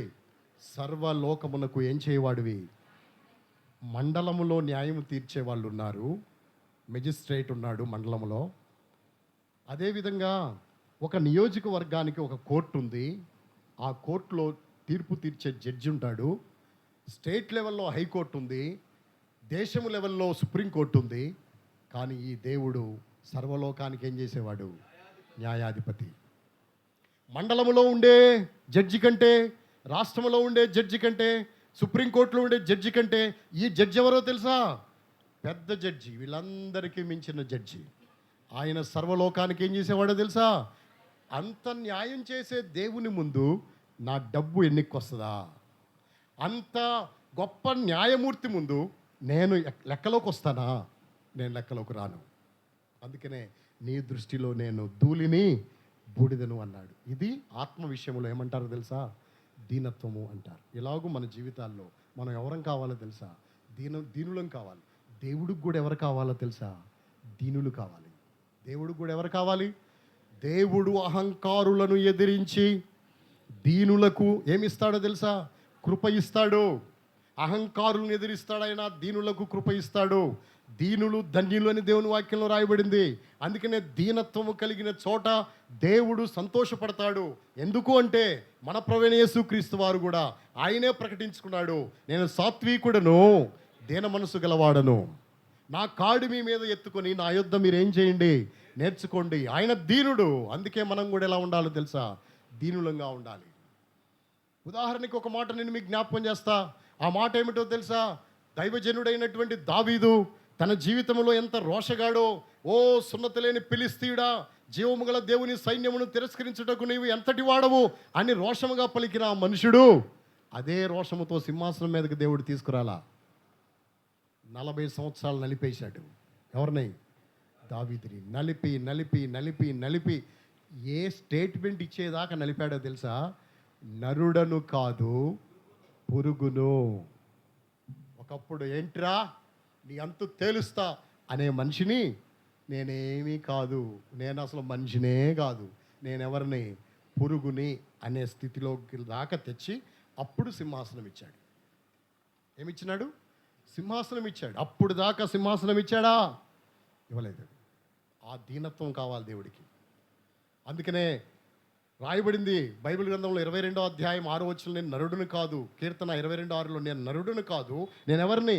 పురుగును, నరుల చేత నిందింపబడిన వాడిని. ఇదే మాటని యాజ్ ఇట్ ఈజ్గా సియోను గీతాల్లో 7వ పాటలో రాసి పెట్టారు. 7వ పాటలో, పాట సంఖ్య 7 సియోను గీతాల్లో ఏముందో తెలుసా? నరుడాను కాను పురుగును నరులాచే నిందింపబడితి, నరుడాను కాను పురుగును నరులాచే నిందింపబడితి, నరులాచే తృణీకారము, నరులాచే తృణీకారము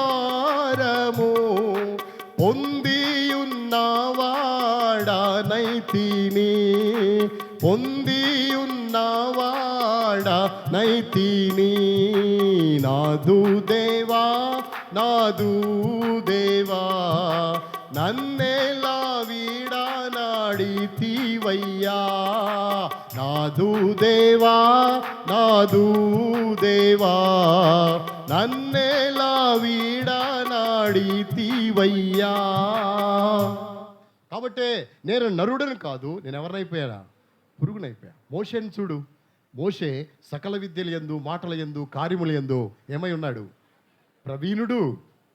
ప్రవీణుడు. ఇప్పుడు ఆ పొద దగ్గర అంటాడు, మాట నేర్పరిని కాదు, నోటి మాంద్యము గలవాడను, మాట నాలుక మాంద్యము గలవాడని, మాట నేర్పరిని కానే కాదు. నేను మాటల యందు కార్యముల యందు ప్రవీణుడు అనే మాట రాయబడింది కదా. అంత ప్రవీణుడైన వ్యక్తిని దేవుడు వాడుకోలా. 40 సంవత్సరాల గొర్రెలు మేపించాడు. ఏం మేపాడు? 40 సంవత్సరాల గొర్రెలు మేపిన తర్వాత దీనత్వం వచ్చింది, జ్ఞానం అంతా పోయింది, అంతా పోయింది. పోయి ఒకే ఒక మాట, ఏం మాట తెలుసా? తిర్ర్ తిర్ర్ అనే మాట. గొర్రెల కాపరి భాష ఏంటో తెలుసా? కర్ర పట్టుకొని తిర్ర్ అంటాడు. అంటే అవి అటు వెళ్ళిపోయినా కూడా ఏమవుతాయో తెలుసా? ఇటు వచ్చేస్తాయి. ఇటు వెళ్ళిపోయినాయి ఉన్నాయనుకో, ఇటు పట్టుకొని తిర్ర్ అంటాడు, ఇటు వచ్చేస్తాయి. 40 సంవత్సరాలు ఈ భాష నేర్చుకున్నాడు. అందుకనే అతని గురించి రాయబడింది, మోషే భూమి మీద ఉన్న వారందరిలో సాత్వికుడు. దేవునికి కావాల్సింది దీనులు. ఏ దీనులు కావాలో తెలుసా? ఆత్మ విషయంలో ఎవరై ఉండాలా? దీనులై ఉండాలి. అబ్రహాము ఆత్మ విషయంలో ఎవరో తెలుసా? దీనుడు. నువ్వు దీనుడువేనా? దీనురాలవేనా? దీనత్వం నీ జీవితంలో ఉందా లేదా? ఒక విషయం జ్ఞాపకం చేసుకో. 2 సందర్భాలు ఉన్న సమయములో 2 వ్యక్తుల గురించి ధ్యానించి మనం ఈ దినం చివరి కూడికను మనం ముగించుకుంటాం. ఆ 2 వ్యక్తులు ఎవరు అంటే, దీనత్వం అంటే ఏంటో అర్థం అవటానికి అబ్రహాముని చెప్పాను, దీనత్వం ఏంటో అర్థం అవటానికి, ఆత్మ విషయంలో దీనత్వం ఏంటో అర్థం అవటానికి దావీదును చూపించాను, దీనత్వంలో అర్థం అవటానికి నేను మీకు మోషేని కూడా చూపించాను. ఇంకా క్లియర్గా మీకు అర్థం అవడానికి ఒక వ్యక్తిని చూపిస్తాను. ఆ వ్యక్తి ఎవరో కాదు, జాగ్రత్తగా వినండి. ఒక రాజు కిటికీలో నుండి కిందపడి రోగి మంచం మీదకి ఎక్కాడు. ఆ రాజు పేరు ఎవరైనా చెప్పగలరా? అహజ్యా అనే రాజు. ఏ రాజు? అహజ్యా అనే రాజు మంచం మీదకి ఎక్కి రోగి అయిపోయాడు. రోగి అయిపోతే సైనికులను పిలిచాడు. పిలిచి అన్నాడు, మన ఊరిలో బయల్జెబూబు అనే ఒక దేవత ఉంది, ఆ బూబు దగ్గరికి వెళ్ళి మీరు ఇలా అడిగి రండి, ఏమని? మా రాజు ఎక్కిన మంచం మీద నుండి దిగుతాడా, ఈ రోగం తగ్గుద్దా తగ్గదా అని మీరు విచారణ చేసి రండి అని సైనికులను పంపించారు. సైనికులను పంపిస్తే దేవుడైన యెహోవా బాధపడ్డాడు. ఏమని బాధపడ్డాడు తెలుసా? ఏలియాకు ప్రత్యక్షమై, ఏలియా చూడు, ఇశ్రాయేల్లో నేను దేవుణ్ణి కదా, దేవుడిని నా దగ్గరికి పంపకుండా బయల్జెబూబు దగ్గరికి పంపిస్తున్నాడు ఈయన. ఈ బయల్జెబూబు దగ్గరికి పంపిస్తున్నటువంటి ఆ మనుషులు అక్కడికి వెళ్తున్నారు, వాళ్ళకి ఎదురుగా నువ్వు వెళ్ళి చెప్పు, ఇశ్రాయేల్లో దేవుడు అనేవాడు లేడనుకుని మీ రాజు బయల్జెబూబు దగ్గరికి పంపిస్తున్నాడా? అయితే దేవుడైన యెహోవా సెలవిచ్చినదేమనగా మీ రాజు ఎక్కిన మంచం మీద నుండి దిక్కుండా చస్తాడంట అని చెప్పు. అప్పుడు ఇతను వెళ్ళాడు. వాళ్ళు అక్కడ నిలబడ్డ నారాయణ స్కూల్ దగ్గర నుండి వెళ్తున్నారండి. ఆ నారాయణ స్కూల్ దగ్గరికి వెళ్ళిపోయి ఏలియా వాళ్ళని ఎదుర్కొని, ఏమయ్యా, ఇశ్రాయేల్లో దేవుడు అనేవాడు లేడనుకొని మీ రాజు బయల్జెబూబు దగ్గరికి పంపిస్తున్నాడా మిమ్మల్ని? మీ రాజుకు చెప్పండి, దేవుడైన యెహోవా సెలవిచ్చిందేమనగా ఎక్కిన మంచం మీద నుండి దిగడంట, మీ రాజు చస్తాడంట. దేవుడు చెప్పాడు, వెళ్ళి చెప్పు అంటే వాళ్ళు బయల్జెబూబు దగ్గరికి వెళ్లకుండా యూటర్న్ తీసుకొని ఎక్కడికి వెళ్ళిపోయారు? రాజు దగ్గరికి వెళ్ళిపోయి రాజుకు చెప్పేశారు, రాజా ఎక్కిన మంచం మీద నుండి దిగవంట, నువ్వు చస్తావంట అని చెప్తే, ఎవరైనా ఒంటి రోమం వస్త్రం ఉందా, మన చుట్టూ తోలుదట్టి ఉందా? ఉంది. అయితే ఆయన ఏలియా అయి ఉంటాడు. ఆయన ఎక్కడుంటాడు? కర్మేలు పర్వతం మీద ఉంటాడు. కర్మేలు పర్వతం మీద ఉంటాడు గనక ఒక 50 మంది సైనికులను, ఒక అధిపతిని వాళ్ళ మీద 50 మంది మీద నియమించి అతన్ని పంపించాడు. నువ్వు వెళ్ళి ఆయన్ని రమ్మని చెప్పు, రాజు రమ్మంటున్నాడు, అతన్ని తీసుకురా అన్నాడు. ఈ అధిపతి వచ్చాడు, అక్కడ నిలబడ్డాడు కొండ దిగువన. ఆయన కేక వేశాడు, దైవజనుడా, రాజుగారు రమ్మంటున్నాడు, నువ్వు రా, దయచేసి దిగిరా అన్నాడు. అప్పుడు ఏలియా ప్రవక్త అన్నాడు, నేనే దేవుడినైతే ఆకాశం నుండి అగ్ని దిగి నిన్ను నీ 50 మందిని దహించునుగాక అన్నాడు. అంతే, ఆకాశం నుండి అగ్ని దిగింది. 50 మంది ఏమైపోయారు? కాలిపోయినారు. 50 మంది మీద అధిపతి కాలిపోయారు. ఇప్పుడు వీళ్ళు కాలిపోయారన్న సంగతి రాజుకు తెలిసింది. మళ్ళా 50 మంది మీద అధిపతిని పంపించాడు. ఆయన కూడా వచ్చాడు. దైవజనుడా, రాజుగారు రమ్మన్నాడు, రా అన్నాడు. ఆయన అన్నాడు, నేనే దైవజనుడు అయితే ఆకాశం అగ్ని దిగి నిన్ను నీ 50 మందిని ఏం చేయను గాక దహించేసి. ఎందుకంటే అగ్ని దింపడం అలవాటు అయిపోయింది ఆయనకి. ఎక్కడ దింపేసినాడో తెలుసా? ఆ బలిపీఠం దగ్గర అగ్ని దింపేశాడు కాబట్టి ఇక తేరగా దింపేస్తున్నాడు, ఇక మాటికి దింపేస్తున్నాడు. ఇప్పుడు కూడా దింపేస్తున్నాడు. ఇద్దరి మీదకి అగ్ని దింపేశాడు. ఇద్దరు ఏమైపోయారు తెలుసా? అధిపతులతో సహా కాలిపోయారు. ఇప్పుడు ఎంతమంది కాలిపోయారు? ఎంతమంది? మీరు లెక్కల్లో పూరని నాకు తెలుసు. మీరు ఆ 50లో గుర్తుంచుకుంటారు, అధిపతులను గుర్తుంచుకోరు. ఎంతమంది చనిపోయారు తెలుసా? 102 మంది చనిపోయారు. ఎప్పుడైతే 102 మంది చచ్చిపోయేది ఆయన ప్రాణం కాదు కదా, వేరే వాళ్ళ ప్రాణాలు కదా. మళ్ళీ 50 మంది మీద అధిపతిని పంపిస్తా 50 మంది మీద అధిపతి వచ్చాడు. ఎక్కడో గుట్ట కాలిపోయి ఉన్నారు. వీళ్ళని చూసినప్పుడు ఈయన హృదయం ఎలా ఉంటుంది? అది చూసిన తర్వాత ఇతని పరిస్థితి ఎలా ఉంటుంది? కాళ్ళు చేతులు ఆడతాయా? అయిపోయాం రేఖ, మనం ఈరోజు అయిపోయాంరా. అవును, నిజమే. ఈ ఏరియాలో పనిచేసే పోలీసుల్ని పాడేరు ఏరియాకి కనుక ట్రాన్స్ఫర్ చేస్తే వాళ్ళు కూడా అనుకునేది అదే, అయితే బతికితే బతుకుతాం, చస్తే చస్తాం, అయిపోయింది. ఎందుకంటే నక్సలైట్లు ఎప్పుడు పెళ్లి చేస్తారో మనకు తెలియదురా అని వాళ్ళు భయపడిపోతారు. అలాగే ఇప్పుడు ఈ అధిపతి అనుకున్నాడు, అయిపోయామరా, వాళ్ళిద్దరు అయిపోయారు, అధిపతులు వీళ్ళు అయిపోయారు, మనం కూడా అయిపోతున్నాంరా అని చెప్పి వచ్చేసాడు. వచ్చేసిన తర్వాత ఇక్కడో కొట్టి 2 గుట్టలు చూసిన తర్వాత అతనికి భయం వచ్చింది. భయం వేసి అతను ఏం చేశాడు తెలుసా? ఫస్ట్ చేసిన పని మోకరించాడు. మోకాళ్ళుని అన్నాడు, దైవజనుడా, నా ప్రాణము, నాతో ఉన్న ఈ 50 మంది ప్రాణము నీ దృష్టికి ఎలా ఉంచు? ప్రియమైనదిగా ఉంచు. వెనకటి పంచదశాధిపతులను వాని 50 మందితో చంపినట్లుగా, అగ్ని కురిపించి వాడిని దహించినట్లుగా మమ్మల్ని నువ్వేం చేయొద్దు, దహించొద్దు. రాజుగారు రమ్మంటున్నాడు, దయచేసి రాయ్యా అన్నాడు. అంటే రెడీ అయిపోయాడు ఈయన. ఏం దింపేయడానికి? అగ్ని దింపేయడానికి. అగ్ని దింపడానికి రెడీ అయిపోయాడు. రెడీ అయిపోతే వెంటనే పరలోకం తెరవబడింది. పరలోకం నుండి ఒక స్వరం. ఏంటి ఆ స్వరం? ఏలియా, నీవు మారు మాట మాట్లాడకుండా అతనితో కూడా వెళ్ళిపో. ఎవరితో వెళ్ళిపో? అతనితో వెళ్ళిపో. లేకపోతే ఏమయ్యేది తెలుసా? అగ్ని దింపేవాడు ఈయన కాల్చేసేవాడు. అయితే ఇప్పుడు ఈ మనిషి ఇక్కడ ఇలా జీవించటం వలన, ఇలా ప్రవర్తించటం వలన ఎవరు కలగజేసుకున్నారో తెలుసా? ఏలియా కలగజేసుకోలేదు, దేవుడు కలగజేసుకున్నాడు. దీనుల పక్షంగా ఎవరు కలగజేసుకుంటారో తెలుసా? దేవుడు కలగజేసుకుంటాడు. ఇప్పుడు ప్రశ్న, ఆ ఇద్దరి అధిపతులలో లేనిదేంటి? ఈ అధిపతిలో, 3వ అధిపతిలో ఉన్నదేంటి? దీనత్వము. దీనత్వం ఉంటే దేవుడు పనిచేస్తాడు. దీనత్వం ఉంటే పరలోకం నీ పక్షంగా పనిచేస్తుంది. దీనత్వం ఉంటే దేవుడు కార్యం చేస్తాడు. బైబిల్లో, నేను సొంత మాటలు చెప్పలేదు, బైబిల్లో మాటే. 2వ రాజుల గ్రంథం 1వ అధ్యాయం, 2 Kings చాప్టర్ 1, 2వ రాజుల గ్రంథము 1వ అధ్యాయము 14-15 వచనాలు. 13, 14, 15 వచనాలు అందరం కలిసి చదువుదాం. మీరు మీ భాగాన్ని మీరు చదవండి. కొంతమంది ఎక్స్ప్రెస్లు నాన్ స్టాప్ లాగా వెళ్ళిపోకుండా అర్థవంతంగా చదవండి. 13, 14, 15 వచనాలు. ఇంకను రాజు 50 మందికి అధిపతి అయిన ఒకరిని వాని 50 మంది మీద అధిపతి ఒకరిని వాని 50 మందితో కూడా పంపగా, 50 మంది మీద అధిపతి అయిన ఆ 3వ వాడు వచ్చి ఏలియా ఎదుట మోకాళ్ళుని, దైవజనుడా, దయచేసి నా ప్రాణమును, నీ దాసులని 50 మంది ప్రాణమును నీ దృష్టికి ప్రియముగా ఉండనిమ్ము, చిత్తగించము. ఆకాశం నుండి అగ్ని దిగి వెనకటి పంచి దశాధిపతులను వారి ఇద్దరిని వాని 50 మందితో కూడా దహించెను. అయితే నా ప్రాణము నీ దృష్టికి ప్రియమైనదిగా ఉండనిమ్మని మనవి చేయగా, యెహోవా దూత వానికి భయపడగా వానితో కూడా దిగిపోమ్మని ఏలియాకు సెలవిచ్చిన గనుక అతడు లేచి వానితో కూడా రాజునొద్దకు వచ్చాడు. ఎవరు కలగజేసుకున్నారు? దేవదూత కలగజేసుకున్నాడు. దీనుల విషయములో కలగజేసుకునేది ఎవరో తెలుసా? దేవుడు. అందుకనే మనం ఎవరంగా చేయబడాలో తెలుసా? దీనులంగా చేయబడాలి. ఇంకా 5 నిమిషాలు ఉంది, కానీ ఇంకో టాపిక్ మిగిలింది. ఆ టాపిక్ని ముగిస్తానా లేకపోతే సగంలోనే చెప్తానా అనేది తర్వాత సంగతి. దీనత్వం అంటే ఏంటో ఈ అధిపతి ద్వారా మనము తెలుసుకున్నాం. ఇది దీనత్వము. అందుకనే మనం అన్ని విషయాల్లో దేవుని దగ్గర ఎవరమై ఉండాలో తెలుసా? దీనులమై ఉండాలి. దీనుల ప్రార్థన దేవుడు ఏం చేస్తాడో తెలుసా? ఆలకిస్తాడు. దీనుల పక్షంగా దేవుడు పనిచేస్తాడు. అంతేకాదు యెహోవా మహోన్నతుడైనను దీనులను లెక్క చేస్తాడు, పట్టించుకుంటాడు. ఎవరిని పట్టించుకుంటాడు? దీనులను పట్టించుకుంటాడు దేవుడు. అందుకనే మనం దీనులంగా చేయబడాలి.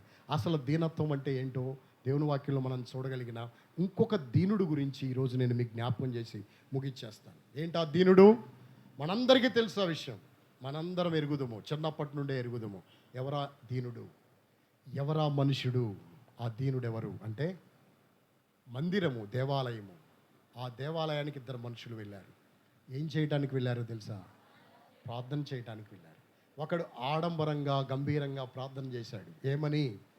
దేవా, చోరులను, అన్యాయస్తులను, వ్యభిచారుల వలనైనను ఈ సుంకరి వలనైనను ఉండనందుకు నేను నీకు కృతజ్ఞతాస్తుతులు చెల్లించున్నాను. వారమునకు 2 పర్యాయాలు ఉపవాసం ఉంటున్నాను. నా సంపాదన అంతట్లో నీకేమిస్తున్నాను? ఏమిస్తున్నాను? 10వ వంతు ఇస్తున్నాను అని గంభీరంగా ప్రార్థన చేశాడు. కానీ ఒకడన్నాడు, దూరంగా నిలబడ్డాడు. ఎవరతను? సుంకరి. ఎక్కడ నిలబడ్డాడు? దేవాలయానికి దూరంగా నిలబడ్డాడు. ఆకాశం వైపు కన్నులెత్తుటకు ఏం చాలట్లేదు, రొమ్ము కొట్టేసుకుంటున్నాడు. ఇప్పుడు ఒక ప్రశ్న, అతడు ఎందుకు ఆకాశం వైపు చూడలేకపోతున్నాడు? అతనికి ఎందుకు ధైర్యం చాలట్లేదు ఆకాశం వైపు చూడటానికి? ఎందుకని?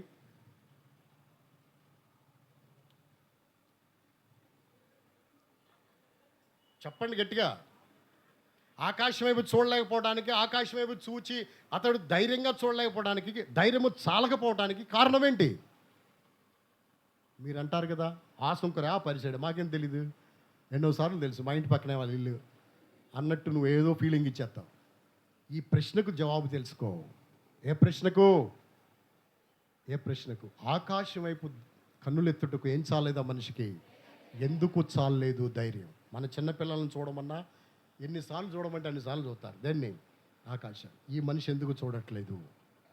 ధైర్యము చాలక రొమ్ము బాధేసుకుంటూ కేకేస్తున్నాడు, దేవా పాపినైన నన్ను ఏం చేయి, కరుణించు. దానికి జవాబు ఏంటో తెలుసా? రండి, యోబు గ్రంథం.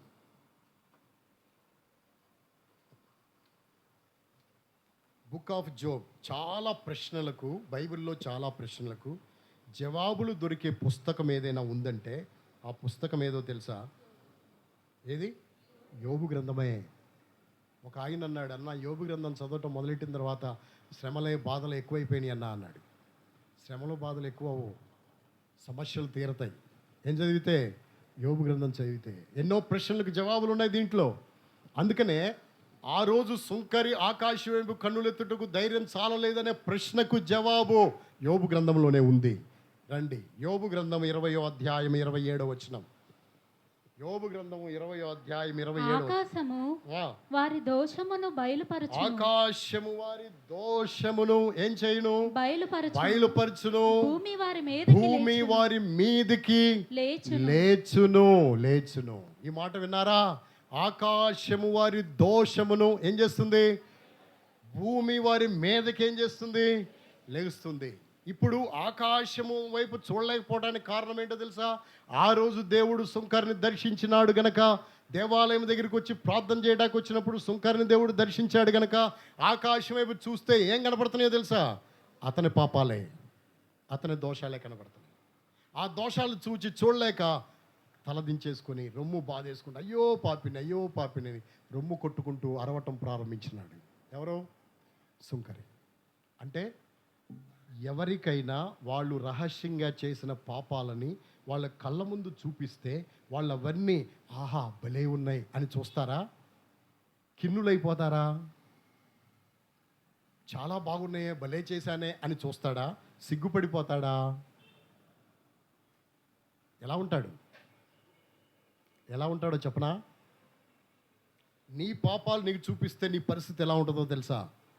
అది కూడా 70 mm తెర కాదు, ఆకాశం అనే పెద్ద తెర మీద. ఎందుకో తెలుసా? రేపొద్దున దేవుడు ఈ ఆకాశాన్ని నీ కొరకు వాడుకోబోతున్నాడు, ఈ భూమిని నీ కొరకు వాడుకోబోతున్నాడు. ఎందుకు వాడుకోబోతున్నాడో తెలుసా?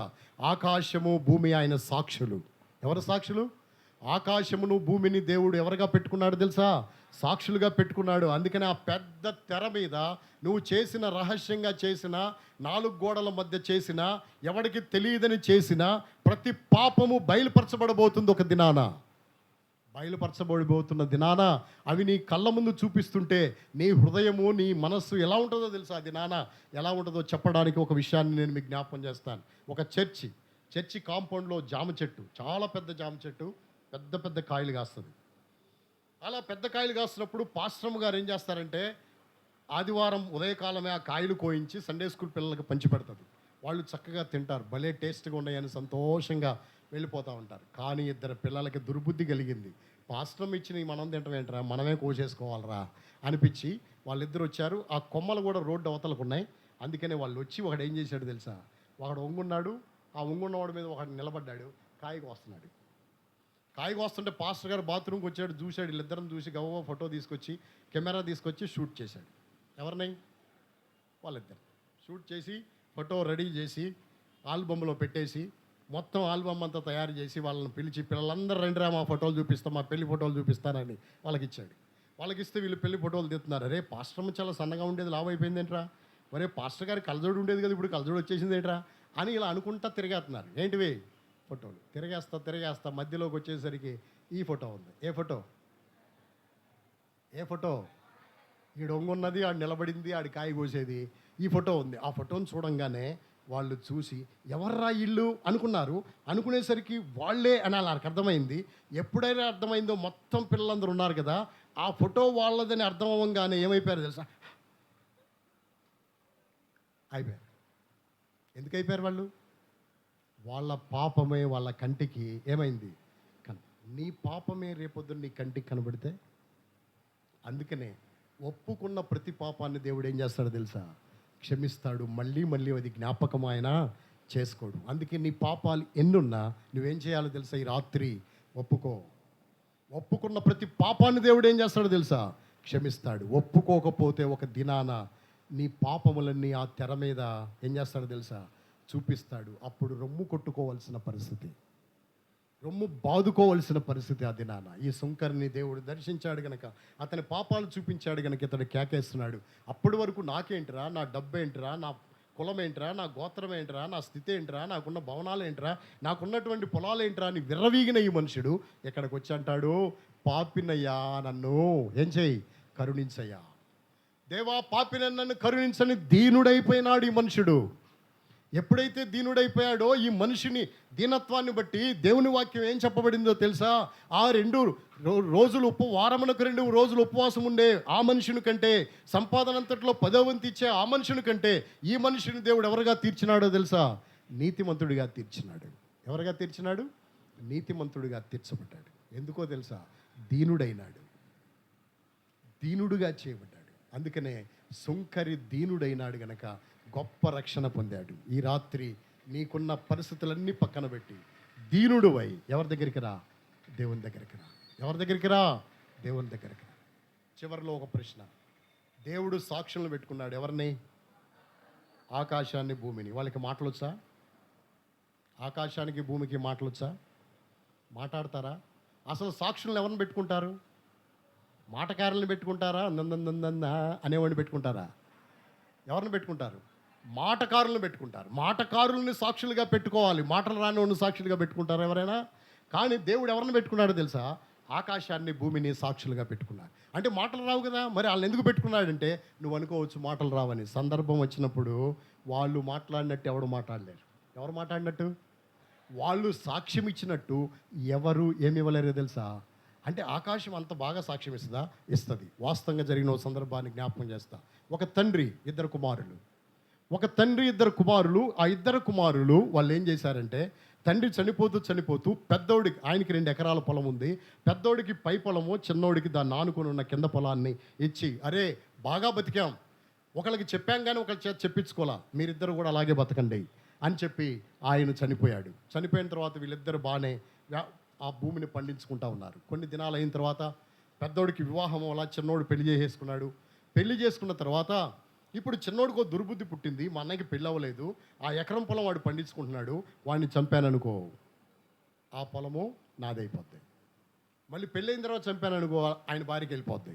అందుకని ఇప్పుడే ఏం చేయాలండి, చంపేయాలి అని ఒక తీర్మానం చేసుకొని మనసులో ఆలోచన పెట్టుకొని, ఇప్పుడు వాడు మిరప తోట వేసాడు, వీడి పొలంలో బోర్ ఉంది, వాటర్ బోర్ ఉంది. కాబట్టి వీడిని అడిగాడు, తమ్ముడు మిరప తోట వేసుకున్నా, పిండి వేసుకున్నా, నువ్వు నీళ్ళు ఇస్తే నేను పెట్టుకుంటాను అంటే ఇవ్వను అన్నాడు. అలా ఇద్దరు పొలానికి వెళ్ళారు, వాదులాడుకున్నారు, పొద్దున్నుండి సాయంత్రం దాకా మాట్లాడుతూనే ఉన్నాడు. వాడు ఒప్పుకోలేదు, అసలు ఒప్పుకోనంటే ఒప్పుకోనని సాయంత్రం దాకా వాడితో వాదమాడుతూనే ఉన్నాడు. వీడు ఏం చేయలేక అలా ఉండిపోయాడు. వీడు పెద్దోడు లాస్ట్లో అడిగాడు, తమ్ముడు ఎవరా అన్నాడు. అప్పుడు సాయంత్రం అయిపోయింది. సాయంత్రం అయిపోతే అటు ఇటు చూశాడు, ఎవరో చూడట్లేదు.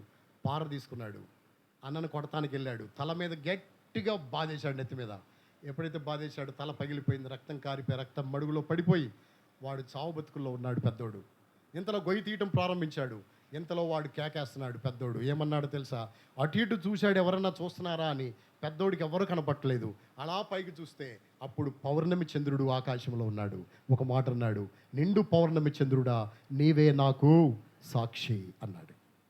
నీవే నాకు సాక్షి, నిండు పౌర్ణమి చంద్రుడా నీవే నాకు సాక్షి అన్నాడు. వాడు కన్ను మూశాడు, చచ్చిపోయాడు. ఆ గోతులో ఈ పెద్దోడిని పాతి పెట్టాడు.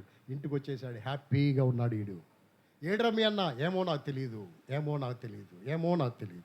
వాదించేశాడు. అలా కొన్ని దినాలు గడిచిపోయినాయి. సుమారు కొన్ని సంవత్సరాలు అయిపోయిన తర్వాత అతడు పొలంకి వెళ్ళిన తర్వాత ఇంటికి వచ్చాడు, స్నానం చేసి ఆరు బయట మంచం వేసుకొని అలా పండుకొని ఉన్నాడు. అదే చంద్రుడు కనబడుతున్నాడు తమ్ముడికి. ఏ చంద్రుడు?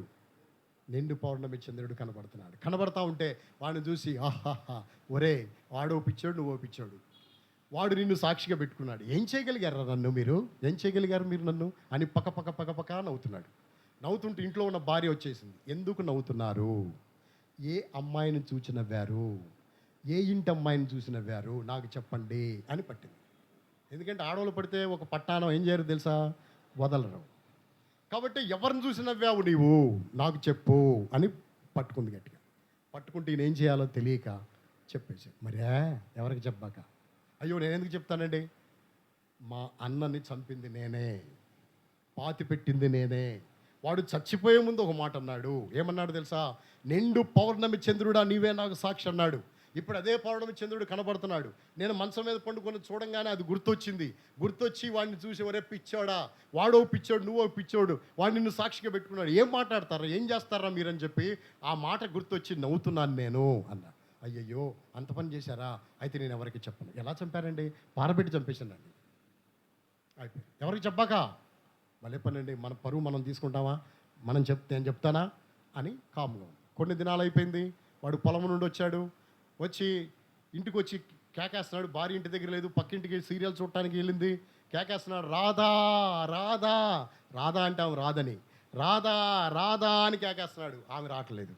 ఎంతలా ఇంటి యజమానురాలు అంది, అమ్మా నీ భర్త వచ్చాడు, కోపంగా ఉన్నాడు, కేకలేస్తున్నాడు, వెళ్ళు అంటే, ఏమే నేను కష్టపడుకొని చెమటోర్చి ఇబ్బందులు పడి అక్కడ నుండి వస్తే నువ్వు సీరియల్ చూస్తావా? నాకు మంచినీళ్ళు కూడా ఇవ్వవా నీవు? నాకు నీళ్లు తోడవా నువ్వు అక్కడ ఉంటావా అని పార తీసుకున్నాడు కొట్టేయడానికి. ఎప్పుడైతే పార తీసుకున్నాడో వెంటనే ఆ మాట జ్ఞాపకం వచ్చి వాళ్ళన్నను చంపినట్టు నన్ను పారతో చంపుతున్నాడో అంతే. ఎప్పుడైతే అందో వాళ్ళందరూ వచ్చేసారు.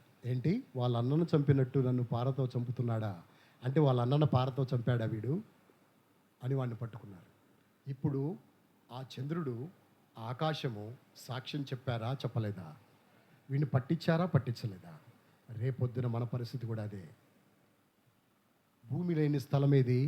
ఆకాశం లేని స్థలం ఏది? ఒకవేళ నువ్వు మందపాటి స్లాబులు వేసుకున్నా, కింద భూమి ఉంది. ఆకాశము ఆలకించము, భూమి చెవియొగ్గు. ఆకాశము భూమి సాక్షులు. తప్పించుకోలేము, పాపం చేసి తప్పించుకోలేము. అందుకనే నీ పాపాలు ఎక్కడ ఒప్పుకో? యేసు ప్రభు దగ్గరకు. ఆయన రక్తము ప్రతి పాపము నుండి మనల్ని ఏం చేస్తుంది? పవిత్రులుగా చేస్తుంది. ఆత్మ విషయమై దీనులైన వారు ధన్యులు, పరలోక రాజ్యము వారిది. కాబట్టి ధన్యత మనందరికీ దేవుడు దయచేయునుగాక.